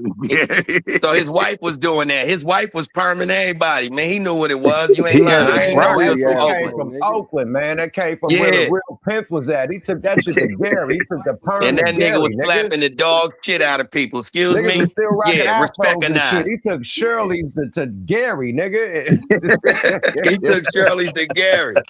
Oh, mama, that nigga nigga still wasn't had no afros joke, and shit. He goddammit. He bought kept the that Shirley's to afro that tight, too. motherfucker. Like Shirley's to the girlies, nigga. That nigga was out there fried, dyed, and laid to the side on that. Yo, Joe was the first nigga who backhanded a bitch on the church steps. Respect and nice. Bitch, I ain't from Gary. I'm from Oakland. In the Lord house. Pardon me, Jesus. Now get your ass back in line, Michael, for I black your eye, nigga. Pick that candle waxed up, boy. Oh my Lord. Niggas was ushers. Oh yeah, no, Gary is a motherfucker. He had what, like motherfuckers had like 9, 10 kids, and both of them, that's like damn near 11 deep in that little ass 2-bedroom. Hey yo, Gary is the only place in life where in the hood somebody could give you a brick. You feel like you done came up, and they send your ass to Gary. You're gonna be like, yo, man, I might as well just get a job. That brick ain't gonna do shit in Gary. Who you gonna sell it to? Who was the first one to kick some ass, Ike or Joe? Joe, nigga. I got his playbook from Joe, nigga. Fuck out of here. Let's go. Where 30,000 customers have been without power now for 13 days. It be popping up in Gary. Let's bring it back. Fucked up. Let's get back to the content, y'all. Let's go. Good morning. So we started this morning in Gary, Indiana, where 30,000 customers have been with. Let's go. Somebody got to put their fucking shit on mute, or I'm gonna take niggas. Tank, you gotta go, my nigga. Bye. Nigga, that wasn't me, boy. You're gonna have to go, my nigga. You gotta go, Tank. That wasn't me. Nigga, somebody gotta go.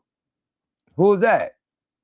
Whoever got their TV or whatever device you got playing on in the background. Greatness, motherfucker. Gooch, what's up with my nigga? The honorable. The honorable back in this bitch, man. What's up with the Gooch? Oh man, I flew out here to Vegas. Recently they had a lady that came up missing. She was from New York, and 63 years old. She came to visit her family, and she was missing. They found her body in a ditch, whatever.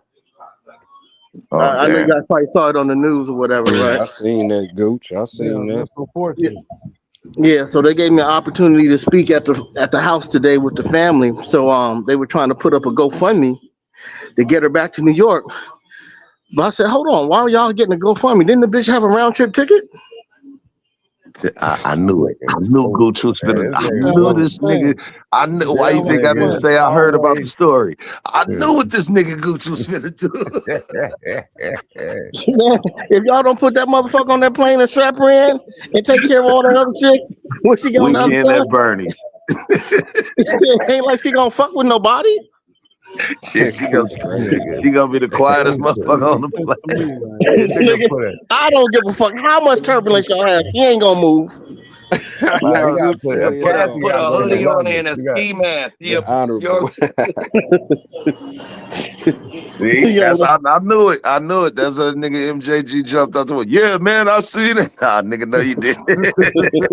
You ain't see what's coming next, nigga. I want to say, man, I miss y'all, and I really miss y'all because I work hard. But now that we're talking about Joe Jackson in Indiana, I want to bring something up that's been right under our nose for a long time. We just haven't taken time to notice it.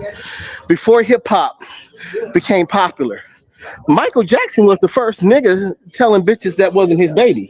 remember Billie Jean? He told the bitch, that ain't my motherfucking baby. The kid, that's not my son, ho.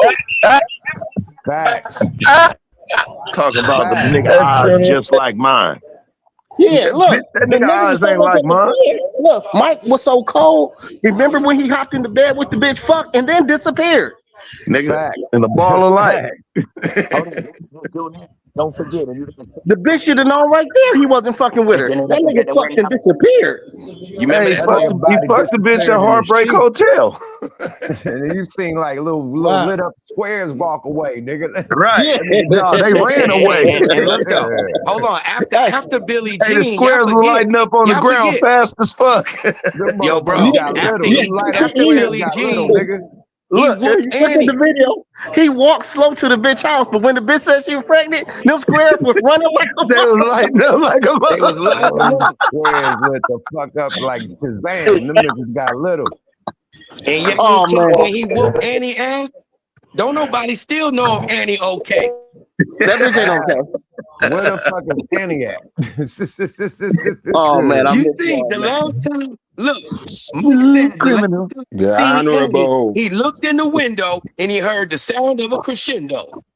I want to know what the fuck is a crescendo. Yeah. And Somebody nobody busted still her figured head out with what the something. fuck is a crescendo.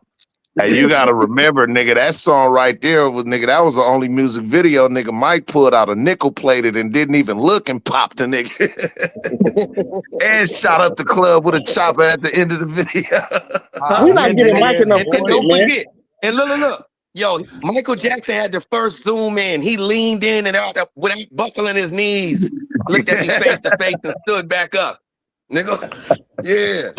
Mike was Boy. different. I Fucking seen show Mike. nigga, that I nigga seen had the Mike catch body a pool lean. ball and crush it in his hands and blow the dust in the nigga's face. Yeah. Hold up though. Don't forget when Michael Jackson appeared out of thin air as dust right next to the king's wife and said, "Come here, bitch." No, hold on. I gotta give y'all this one. I'm gonna give you some real deal shit. This is when Hold on, man. Let me say this, man. When niggas did all them fake ass allegations on Mike, it seemed like he was a sniper, my nigga. All his songs is about sniping shit. no, let me tell you, It's like, I don't know what y'all talking about. Mike You feel know like he's damn on the well. bitches, my nigga. I'm sorry. Listen, once they found out and they pictured Mike having Priscilla Presley doggy style slapping that ass, it was over with, bro.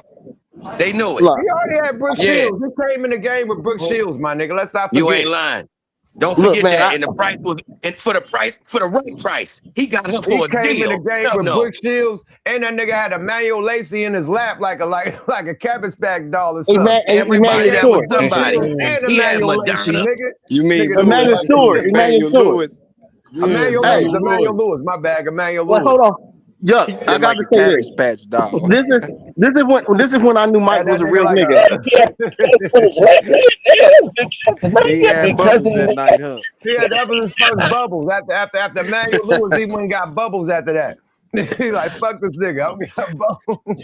Emmanuel Lewis was too big. He couldn't carry him no more. That Goddamn, nigga got Bubbles ain't talk back. I'm on He line got right tired now. of I'm Emmanuel doing Lewis an interview. It's complaining. hot. Okay, hey, I gotta look. Let me tell y'all this.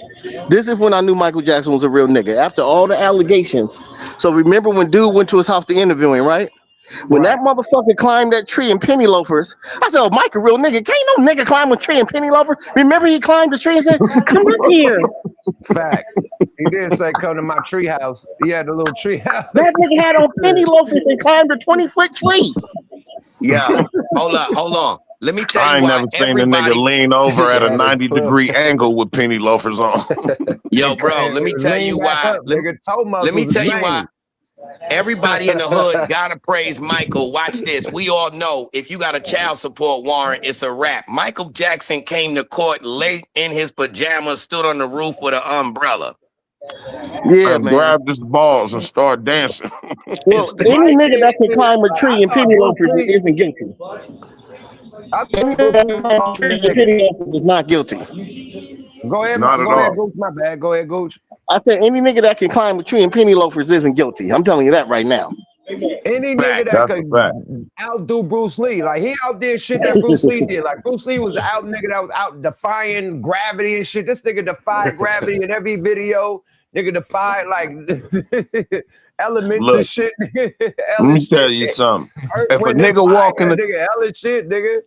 if a Big Mike nigga walk in and the then y'all club, can't forget, nigga, and Beat It, he brought the Bloods and the Crips together to dance in his Beat It video. listen, He the man. first nigga turned to Oh, sin, she goddamn goddamn it. Y'all finished. better Let me leave tell you MJ something. alone, If I'm in a goddamn it. club And and a they got nigga him the walk in the picture throwing up club, the C like he a full Crip, nigga. Mike threw up the C, nigga, when he was with the Rolling 60 niggas. Am I lying? nah, not at all. He threw up the sea with a red jacket on. Man, listen.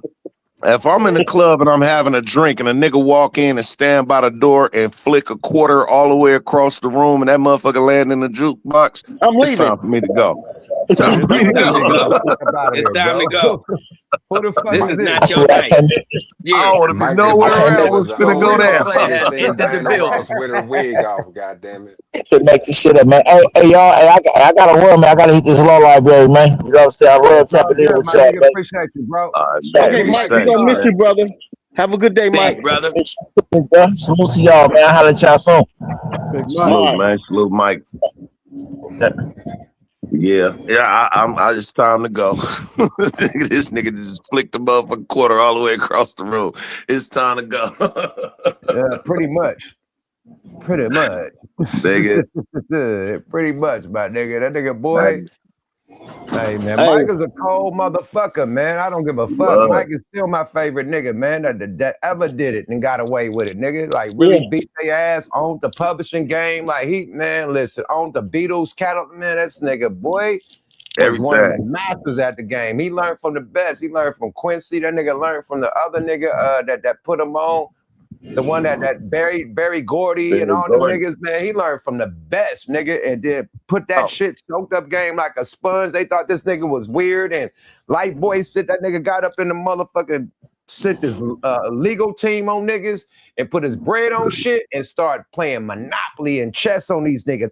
I want this. I want Broadway. I want motherfucking Park Boulevard, nigga, and I want your publishing, your masters, nigga. I want boy. everything. Cold nigga, and you could be Down my to the friend. I last could do can a of who song with had. you, Paul McCartney, and then right when I'm doing the song, nigga, I'm like Trump, nigga, bombing your ass at the same time, nigga. Period. Mm-hmm.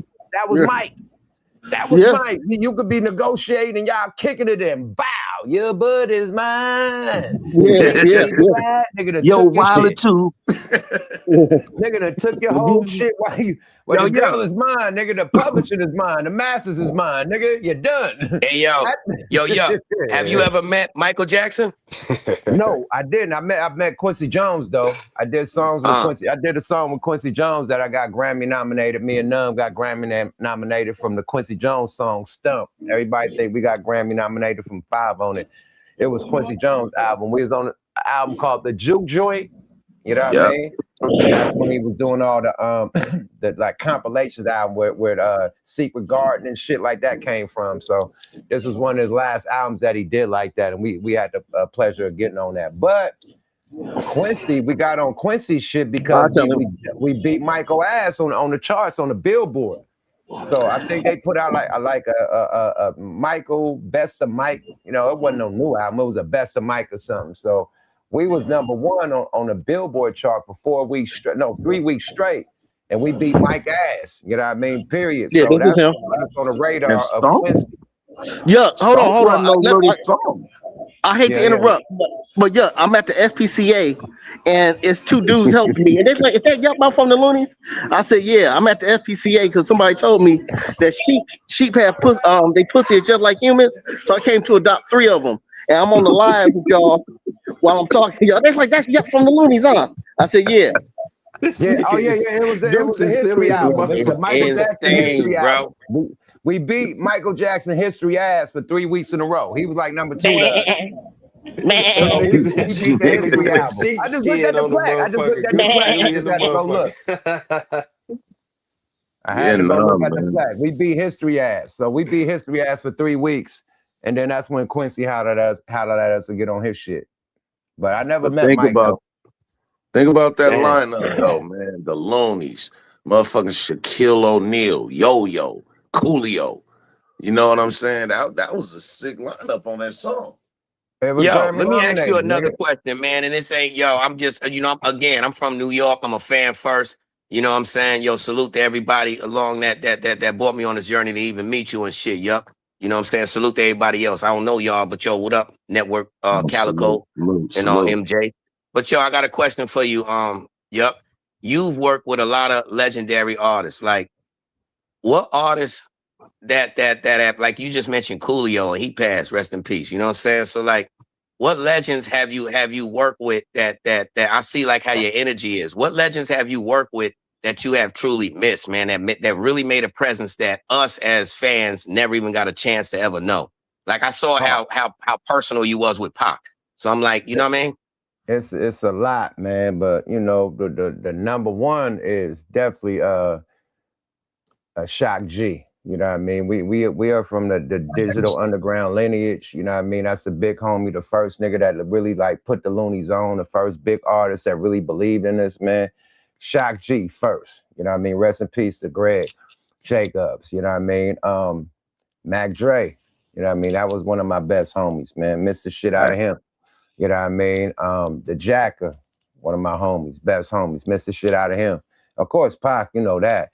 But niggas that really, you know what I mean? Even Michael Jackson, miss Michael Jackson. I wish Mike was here. I miss Biggie was here and Pac. Big was my nigga. I knew Big more than I knew Pac because I was on tour with Big.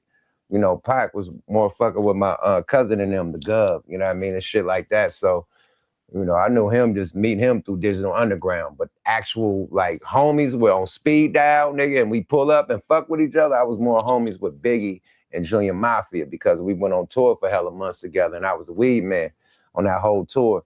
So had a good relationship with them, but shit, man, listen, man, it's dudes like Nipsey Hussle, it's dudes like, you know what I mean, like. Nigga. Yeah, nigga, it's dudes like my cousin, you know what I mean? Eclipse, it's dudes like Rapid Ron. Nigga, if Rapid Ron was alive, nigga, the rap game would be a rap, nigga. It's niggas like that, you feel me, that I wish still was alive, man. You know what I mean? So it's a lot. You know, my regime nigga, Govmatic, passed away. You know, Diesel Don and Govmatic out there in Jersey. You know what I mean? My nigga Pretty Black. You know what I mean? My nigga from Chi-Town, Pretty Black was an animal. My nigga Pretty Black was one of the niggas, boy. If you know, you know. You feel me? If you know, you know. My nigga Gonzo, you know what I mean? King Ritzy, you know what I mean? From the 60s. Nigga out here in LA, nigga Caution, nigga Gonzo was a fucking animal, nigga. If you know, you know. You know what I mean? A lot of my niggas from my hood that I grew up with, my nigga Red, Olito, YGTO, you know what I mean? He was a real solid nigga and was running shit, you know what I mean? Real young nigga like Lil D, but in the 5 though, you feel me? Not from the 9, though. Young nigga running through bricks, you feel me? Miss that nigga. It's a lot of people, you know what I mean? My Uncle Mike, my dad, you know what I mean? Niggas that put me on, you know what I mean? Not just rappers, but these are niggas that made the rap shit happen. Like, we got signed from a dope deal. We turned the dope deal into a record deal. So without these people that I'm talking about, I wouldn't have been in the streets to even get that record deal because I turned the negative into a positive. That's how me and them got in the game, bro. So everything adds like, connect like a Lego, man. You dig? So I appreciate everybody. You dig? Hell yeah. That's what's up. Yeah, man. Seagram. Last but not least, my nigga Seagram, my big homie Seagram from the Ville, man. That's the nigga that been motivated me to rap because he was the first nigga signed to Rap a Lot from the West Coast. The first nigga that signed a record deal from my hood, nigga. Seagram Miller, my nigga. Definitely, man. You keep on going after that, man. I appreciate it. Nah, that's an action-packed fact, nigga. Who those don't know, man. My opinion, his greatest work was Reality Check. Go check that out, Oh man. yeah. Oh yeah. Oh yeah. No, man. That's a piece of Seagram Miller, man. My nigga, man. Sleeping in my nights, my nigga. If you know, you know. And then just like Tech Nine did the backwards rap, and Sieg was the first rapping in Pig Latin. Yeah. It's happening. But this ain't beside it. It's crazy with that shit. Nigga, that real, you See, feel put me? that shit down. Yeah, Yeah, one of the first my ones nigga. signed to Rap a Lot from Oakland. that. It's the niggas coming straight from the rehab for the mentally disturbed. So yeah. C came with that Pig Latin / mob shit up in his shit, because that's how niggas is talking in the Ville, and in the pen, you know what I mean? To really, knock off the Penelopes and everybody trying to pay attention to what a nigga mentioned. You feel me? So, along with speaking Swahili and other things, you dig? So, yeah, man. Salute to Seagram Miller, my nigga. Real mob nigga, real nigga from the 9, real nigga from 69. The first record label to come from the Ville was my nigga Black. Nigga Black from the Ville, and his first artist was Seagram. You dig? So salute to my mob niggas, man. That was my real influence, and all my mob niggas that helped me in the game. And that was a great question, though, my G. You should have asked me that shit on your podcast, nigga. You was a surprise last night. Again, shout out Nelson L, man. But we was so much into. I apologize to you too, man. I was just, you know what I mean? It wasn't like was trying to go bad on you. It was just what I heard. And I'm trying to say, like, yo, that wasn't cool. That's it, man. No disrespect. I apologize to you, bro, because again, perception be everything. You know what I'm saying? Right.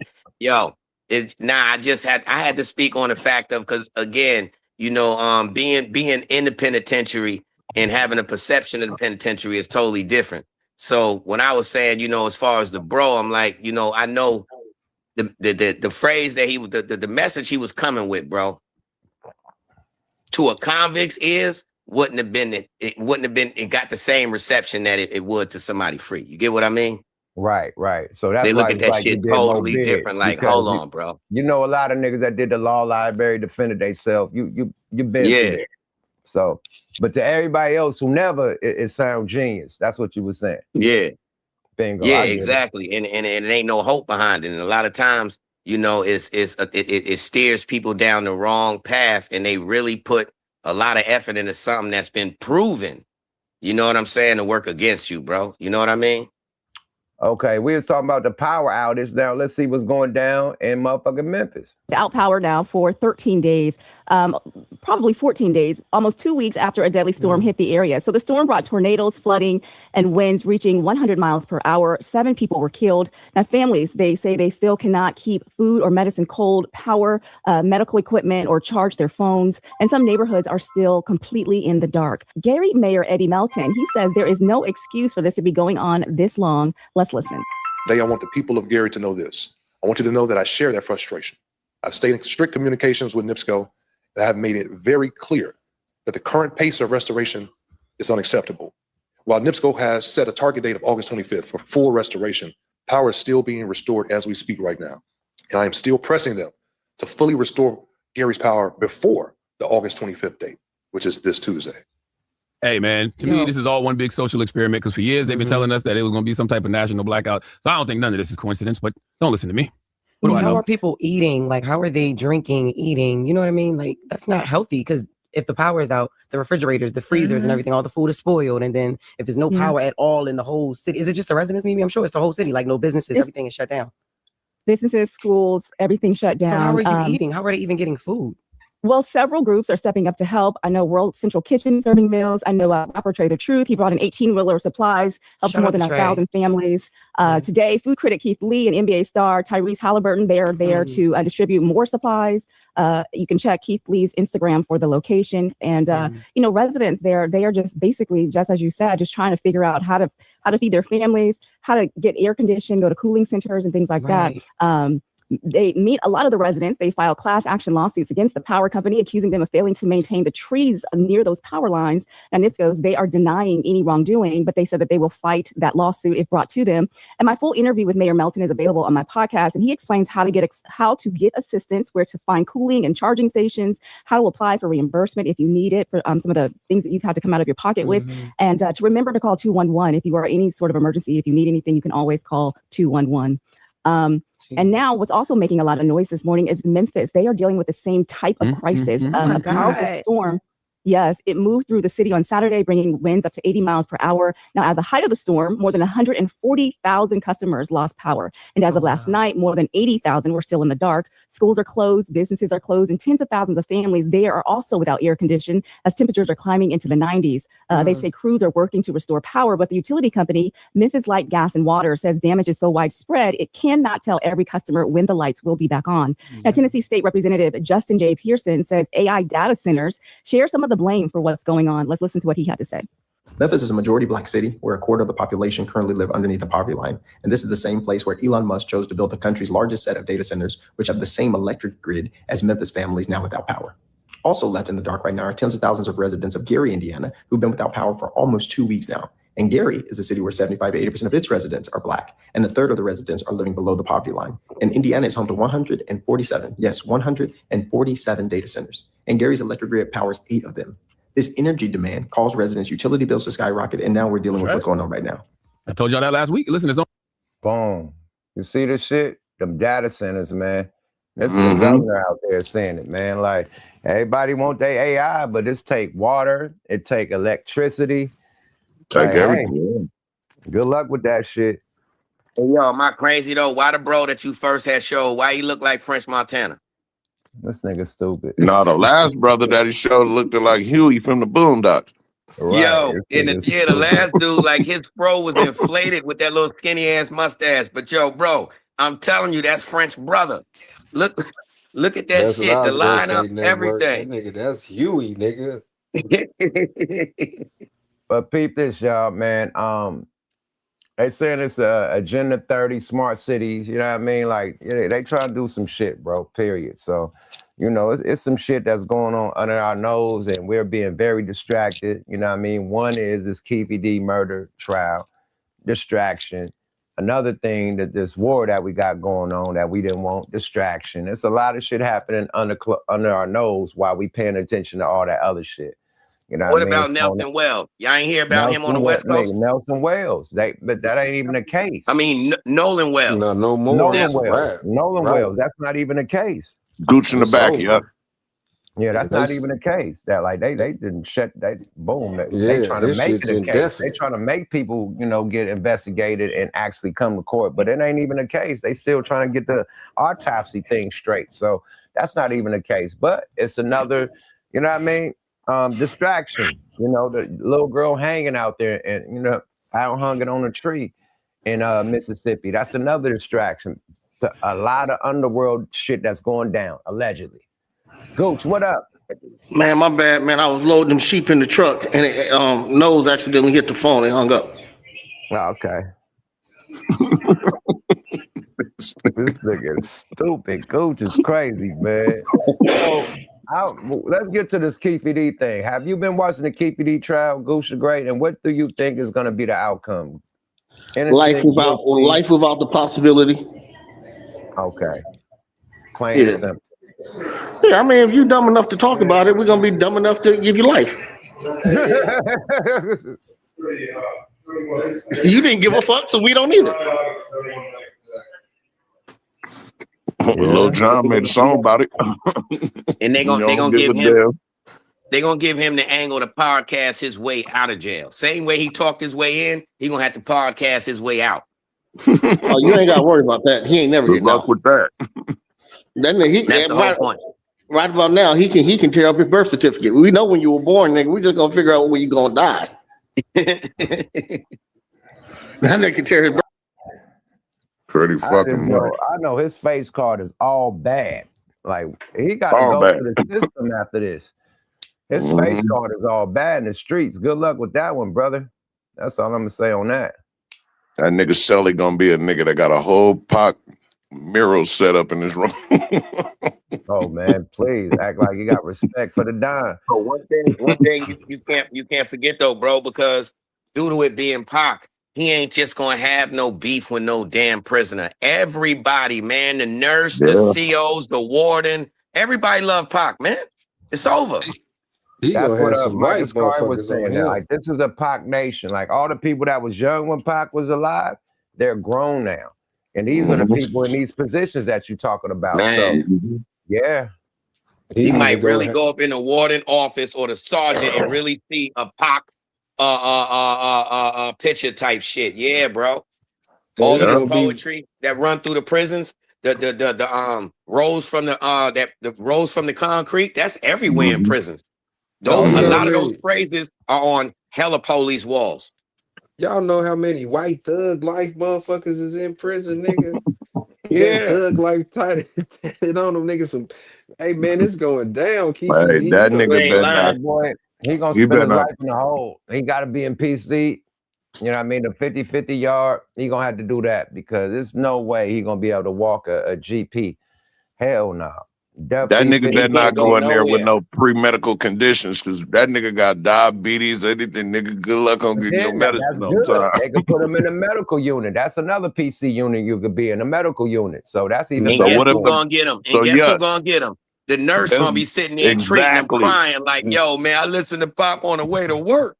This nigga Nigga, this here, Allegedly. nigga man. is not Yeah, getting his diabetes medicine today. They're gonna have to cut at that nigga all. foot off. They gonna Yeah, Allegedly. get he that getting nigga some chicken diabetes. sandwiches, nigga. That nigga gonna have Nah, Straight you chicken up. don't even sandwiches gotta like a be motherfucker. KCD, man. One of my homies got locked up, man, and he had, real he had an infection in jail. And he had to chop off a toe because of that infection. And they wouldn't treat him, give him his diabetes, shit or nothing. He got the infection, had to cut off a toe because of the infection in jail. So they don't give a fuck. Them nurses, man, you lucky to even see them, man. You get on the pill program, whatever little medicine you need, they gonna bring that. But the actual go see the nurse, then you gotta file for that and be on the wait list to see the motherfucking nurse, Yeah. period. Straight You up. have no rights, nigga, when you in jail. None, nigga. Just Hell no, they get humanitarian you on your rights. little pills and shit. They already got you when you first seen the nurse, when you first got checked in this bitch. Other than that, going to see her again, good fucking luck, nigga. It's a wait list, nigga, like going to If she court. even come, if she even be there, they come like once a month and shit Yeah, rotate like a right. That's what motherfucker, I'm But man. saying. It's look, a fucking waiting list, bro. what's Good luck with crazy that is, one. first off, you don't even know if the kite gonna make it to the nurse. Soon as that get put in the box, it's prisoners who going. Everybody got the drop on you and what you trying to do. So even if they do put it through, now the police, everybody knows when you come in to go see this nurse. He ain't got no run, bro. That man is a dead man walking. Period. That's what It's that D stand for. Dead Dead man. man Goddamn it. walking. Hey, bull. man, on that note, Word. man, let's wrap this thing up. We've been in this motherfucker for damn near 4 hours, man. Let's let everybody go about their day. You dig? I'm definitely about to go about mine. You got to grind and shine. You dig? You feel me? And you can't grind and shine if you're giving up a lot of your time, man. So time is money, man. So let's get back to the money, everybody, because, hey, times ain't funny right now. We all need it, man. Salute and prayers to all my people out there in Indiana going through their thing. Prayers and salute to all my people that's going in Memphis. You know what I mean? Like, get them some help quick. And where the fuck is FEMA? That's the big question. Where the fuck is FEMA at?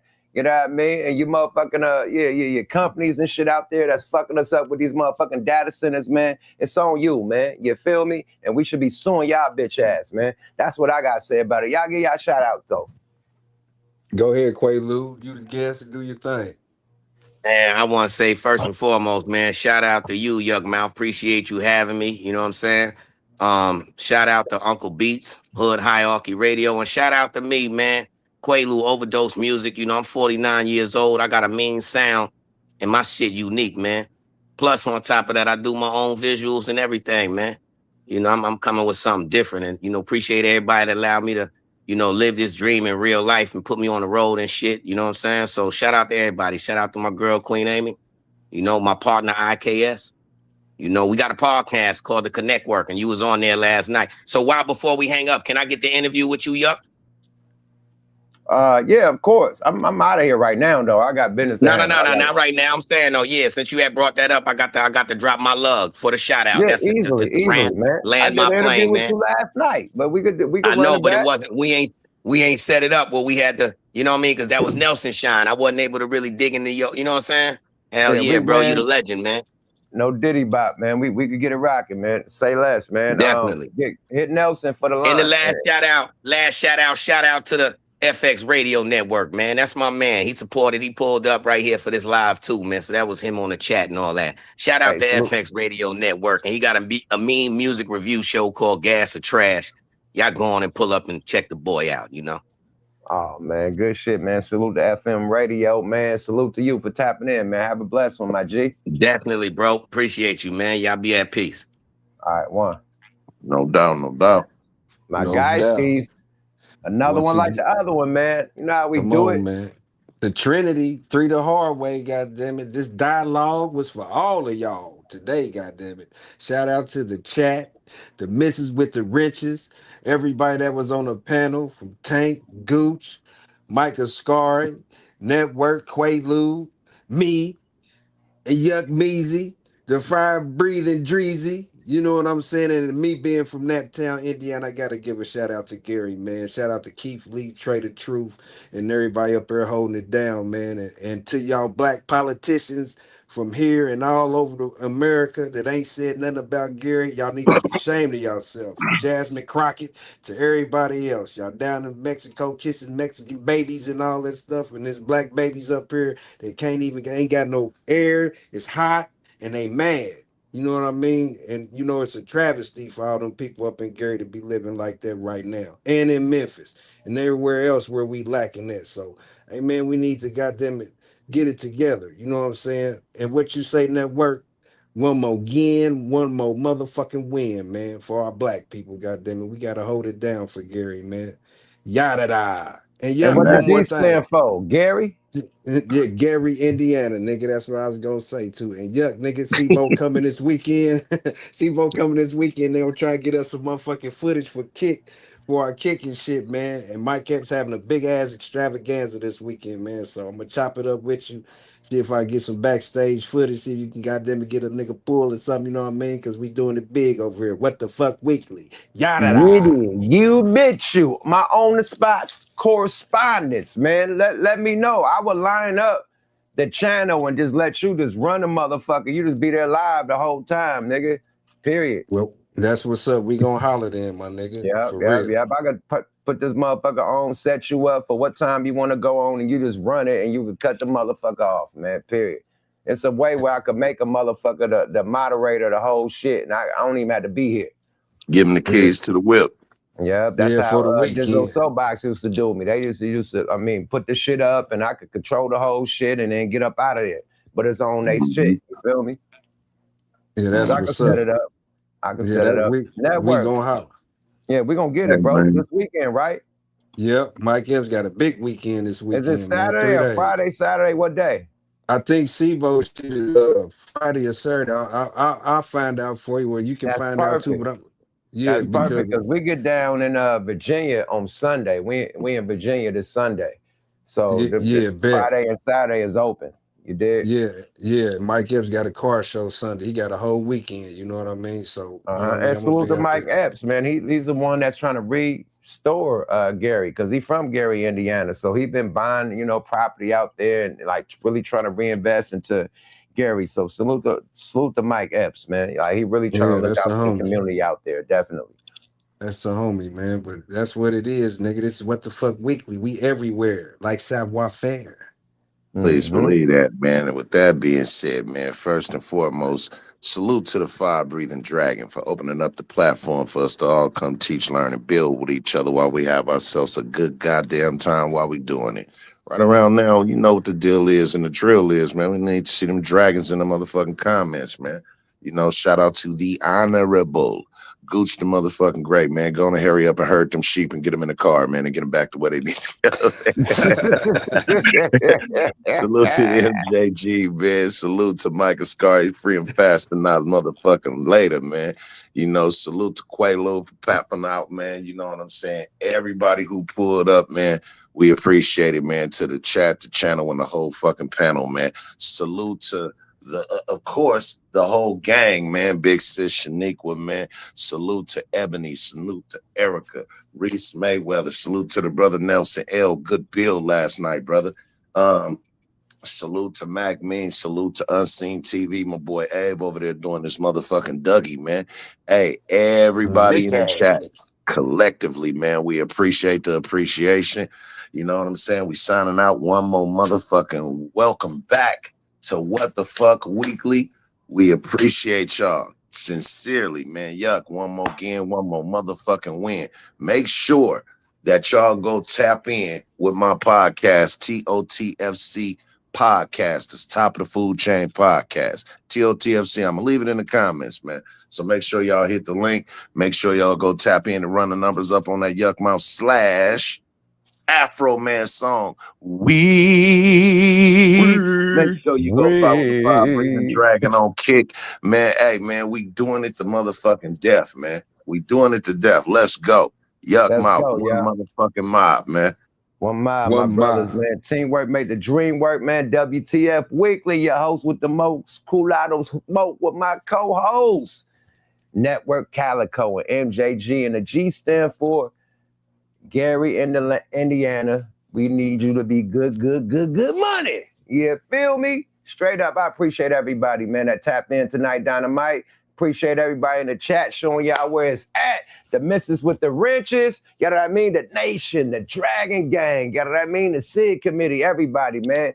Today, you know what I mean? We went to the trial, you know what I mean? We try to go as much as we can till they went to lunch break. You know what I mean? Keepy D, you got a motherfucking headache coming for you, bruh. I don't know what the fuck you could do to beat this, man. You are the number one motherfucking star witness against yourself. That's what I just figured out. I don't care. They said they had 200 witnesses. You don't need it. That nigga shot himself in the foot. Good luck with that one, brother and sisters. You know what I mean? Good luck with that, brothers and sisters. You know what I mean? And it's justice for Tupac. I don't give a fuck. About time. It's never too late, nigga. Nigga, never too late. About time. Now, do we wish it would have been happened, like went down when it happened so everybody could be, you know, in court and have to face, you know what I mean, their karma? Definitely. But one man is alive and he's facing the karma. And it is what it is, man. You dig? Another episode of WTF Weekly, your host with the most coolado smoke, Yuck Mouth. We out this thing. Good afternoon, America. All the little boys and girls tapping in from all around the world. We appreciate y'all tapping in. Hit the motherfucking dragons on the way out. Hit them likes on the way out, man. Hit them subscribes on the way out, man. You know what I mean? We almost at that 60K. But I'm going to give out 6 motherfucking 100 to the lucky 3 people, man. You know what I mean? I'm going to pick 3 winners. I'm going to get $600 out once we hit 60K. You hear that? Y'all want some money? Niggas need money right now. We all need money. Giving $600 out once we hit 60,000 subscribers. So I'm gonna pick 3 winners. First prize, $300. Second prize, $200. Third prize, $100. I gotta give back. Get it? Straight up. So let's get the motherfucking subscribers up for the free 99. Let me get back to y'all, because y'all been supporting the motherfucker for years. Y'all been giving me cash apps and shit. I want to get back to the people. You dig? So let's get it to 60,000. Wow, let's get the 600 done to the lucky winners. You dig? Winner, chicken dinner. We out this motherfucker. Y'all have a blessed day. Yuck Mouth TV, subscribe to your motherfucking guy. Yuck Mouth TV, yada da.